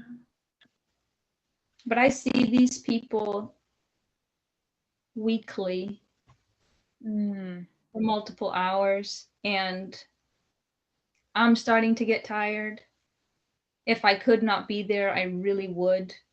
But I know that I have to because it would just be me just ignoring it. So, Mm. but I don't give and I don't receive. So it's every time is not good. Mm-hmm. Mm-hmm. Yeah. It's a pretty self-aware thing to understand that you're like, oh, I'm not giving or receiving. That's pretty profound that inside of this you could identify that. Has that been a recent understanding, or have you known that for a while? I've known that for a while because what I do is usually high impact. So if you're doing like a dance performance or like a musical performance, or you're doing something that is meant to have an impact on other people, I can't do it anymore like I used to because I've adopted all of those opinions, and I've adopted all of those, all their other voices. And so I'm judging myself before I even get to sit in the seat and play an instrument. I'm already like, and if I can't give something that's authentic or that's going to impact, then it really becomes a waste for me. Yeah, that makes sense. That makes a lot of sense.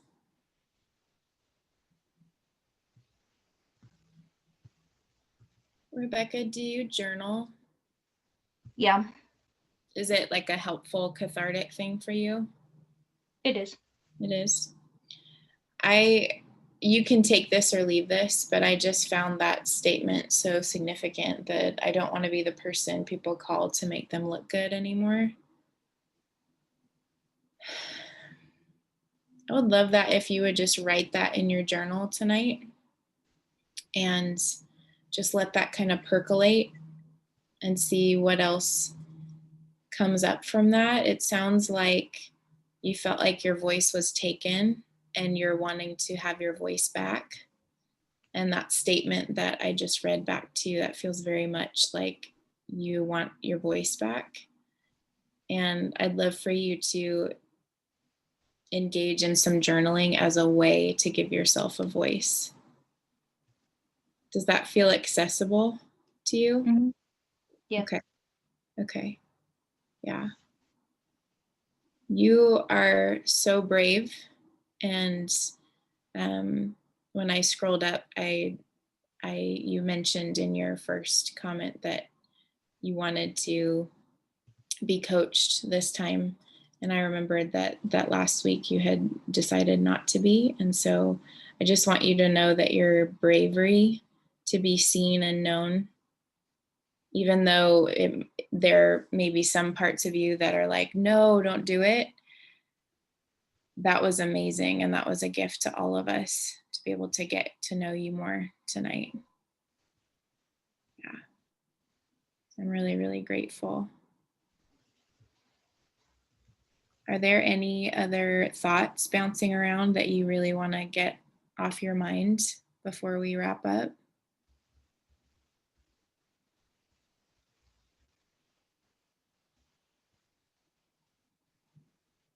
No? Okay. No. Okay. All right. Really proud of you and really honored to hold space for you. Thanks for extending your trust to me, Rebecca.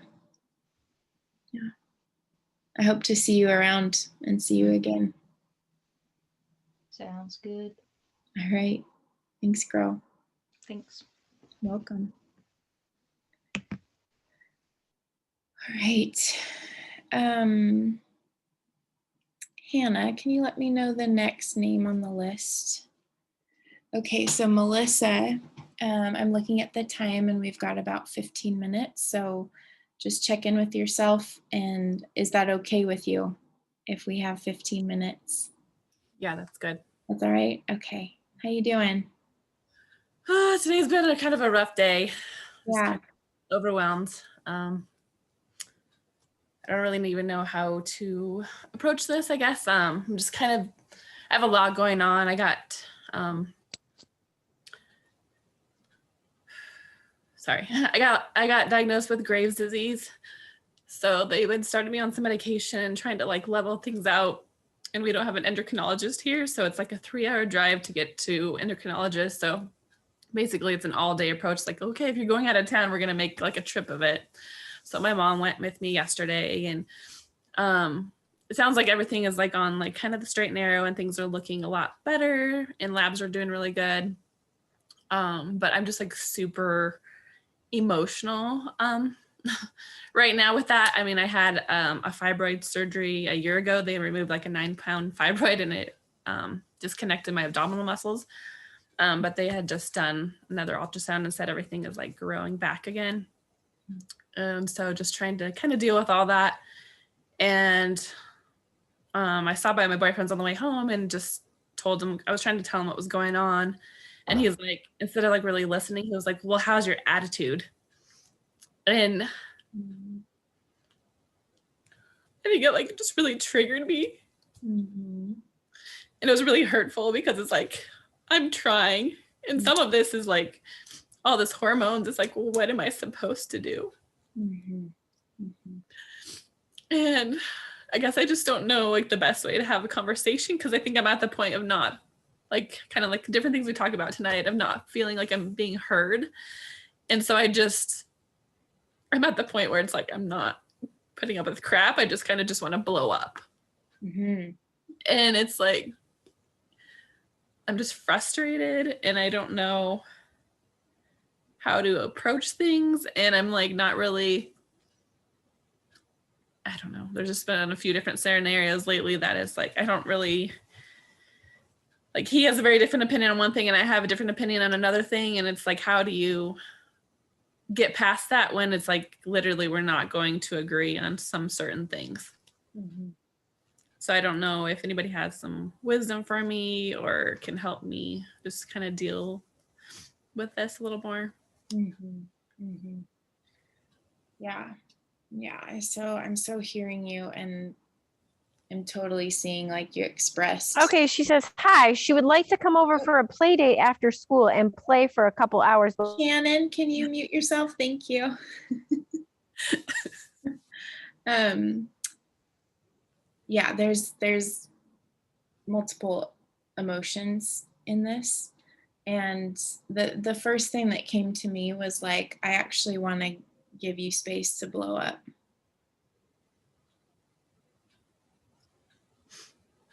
I would love to hold space for you to share all your thoughts and feelings. And you don't have to, but I want to put that offer on the table for you. I guess it just hurts. Like he had a really bad car accident 4 years ago and had to like learn how to walk again. And I like basically put my life on the line and just, on hold as much as possible, did as much life as I could and kept, going, doing everything for him. So I just feel like I've given up so much. And I'm kind of like angry because I feel like this might have been caused or aggravated because like I cared so much and gave so much. And now I have this autoimmune disease that I've never can't get rid of is what I was told. I'm just angry because it's like, they're like, well, if you can have kids, but you're going to be a really high risk and you might have multiple miscarriages. You'll have to do a different medication. And I'm thinking I'm trying this, different diet and health. And you're just like thinking, I don't know, just hurts. I'm angry. Yeah. That makes sense. What else?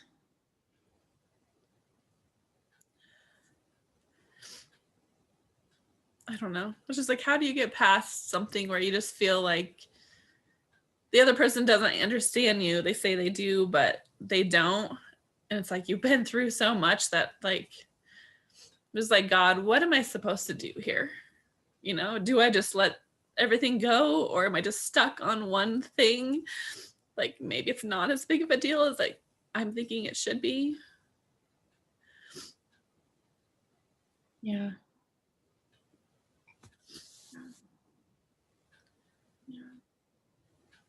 What else has been coming up inside of that for you?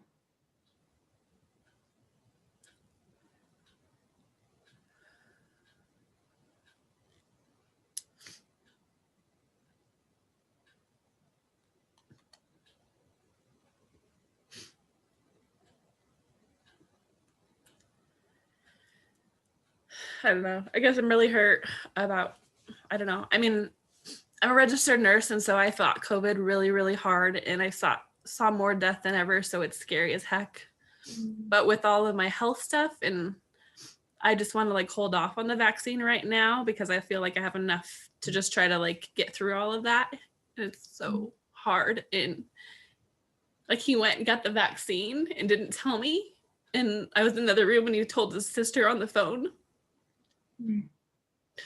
So I feel like there's just a betrayal there because I was just like, and I think I just have fear. Like I have so many things against me right now. It's like, it's just scary. And I'm just like, went ahead and did that and didn't even tell me. And I was just kind of wanting to hold off on things. And I don't know, it's like when you've been through so much hurt, you want to do what you can to anything you can to like protect yourself from more hurt. Right. So it just like, it's painful. Yeah. That makes sense. Was there space for you guys to talk about that, or it hasn't come up? Yeah, we did. Yeah. We talked about it. So Did it feel like there was resolve, or it's still? I mean, in the back of my mind, it's like it's hard to like move forward past it. Because I was like, okay, well, what else are you holding back from me? And so it hurts. Yeah.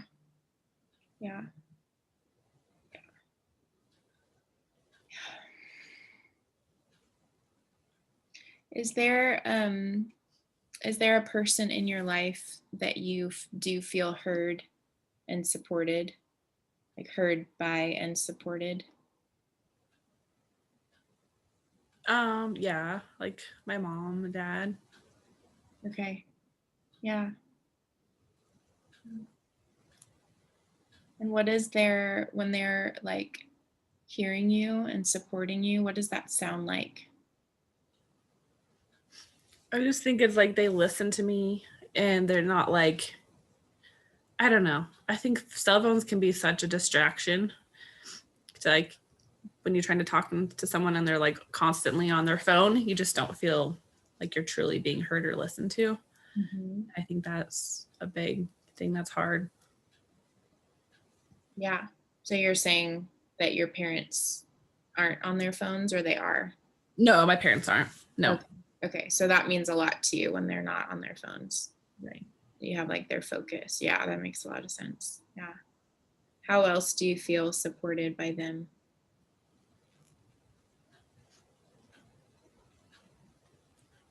Oh, I guess, I mean, maybe it's like when you think you're, you know, like talk through things and you can think through things on the same page. It's just easier when someone else has something that they don't really want to hear you out on. It's hard. Yeah. Yeah. Do you feel like you have like internal permission to feel these feelings, to feel the anger and frustration? I feel kind of guilty, like I should have it together.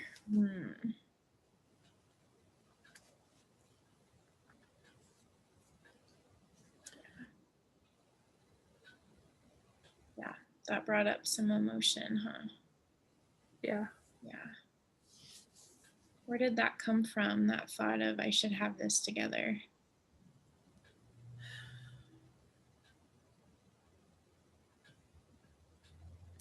I don't know, just like being a professional, it's like, is this persona, like you need to have it together and, you know, you should be able to do it all. And it's like, if you can't, it just makes you feel like you're a failure. Like, can't do it all. Like, what's wrong with you? Obviously, you know, you need to push harder, faster, longer. Yeah, that makes sense.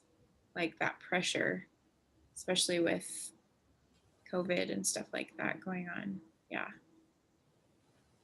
Wow. Yeah.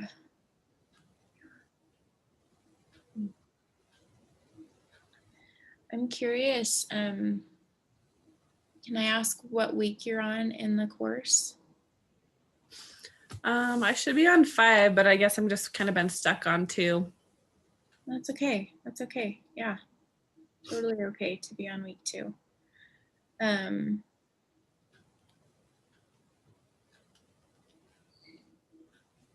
My mind is going in the direction of you being able to feel whatever's coming up, and I'm not saying that in like a prescriptive way, like we'll just go do it. Heck no, I'm still learning how to do it. Okay. Woo. But I think what comes before being able to allow emotions, especially the ones that feel big or the ones that we didn't have help with as children, I think safety, building safety with ourselves comes before that. And so when I say that, like, hey, Melissa, what if some more safety is being asked for from your heart? What comes to mind as like some ways to actually engage with that, like little baby steps?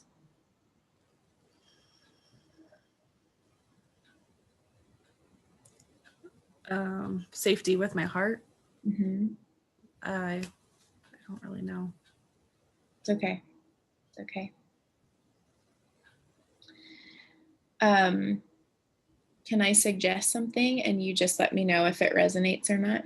Okay, because we can brainstorm several things, but it kind of depends on what your heart connects with.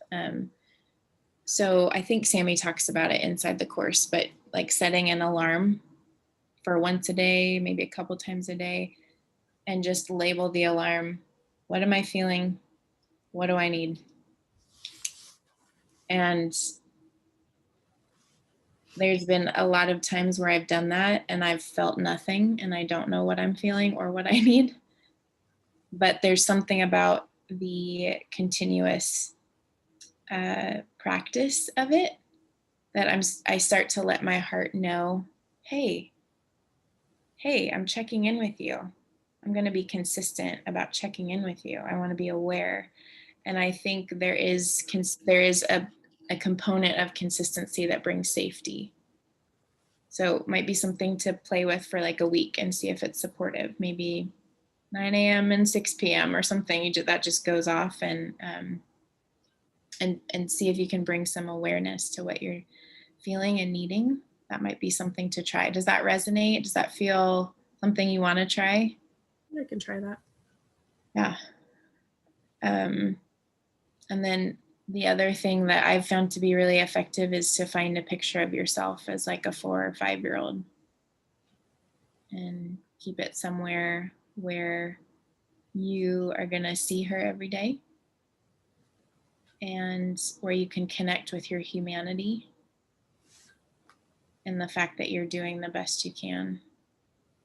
And that kind of tends to diffuse some of the judgment that blocks us from things in life. I think in our grown-up bodies, we feel like there's a lot to judge, when we're thinking about ourselves or seeing ourselves in the mirror. And there's something, at least for me, about seeing a picture of my little girl that's like, oh my gosh, like I cannot talk to you the same way that I talk to grown-up me. It's not how I talk to children, right? Or maybe something to try. Okay. How are you feeling on the inside?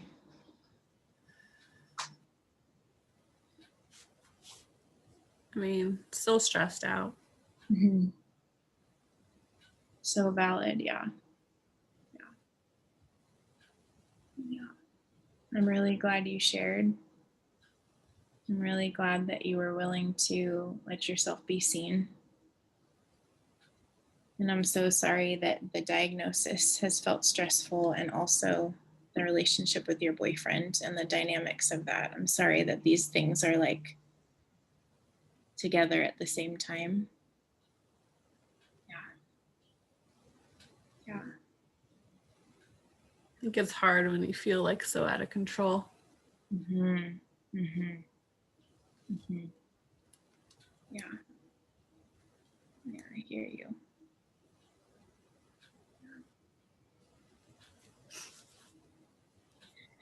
I would love to follow up with you next week. Is that okay? And just kind of check in and see how those 2 small activities are going. Does that feel all right?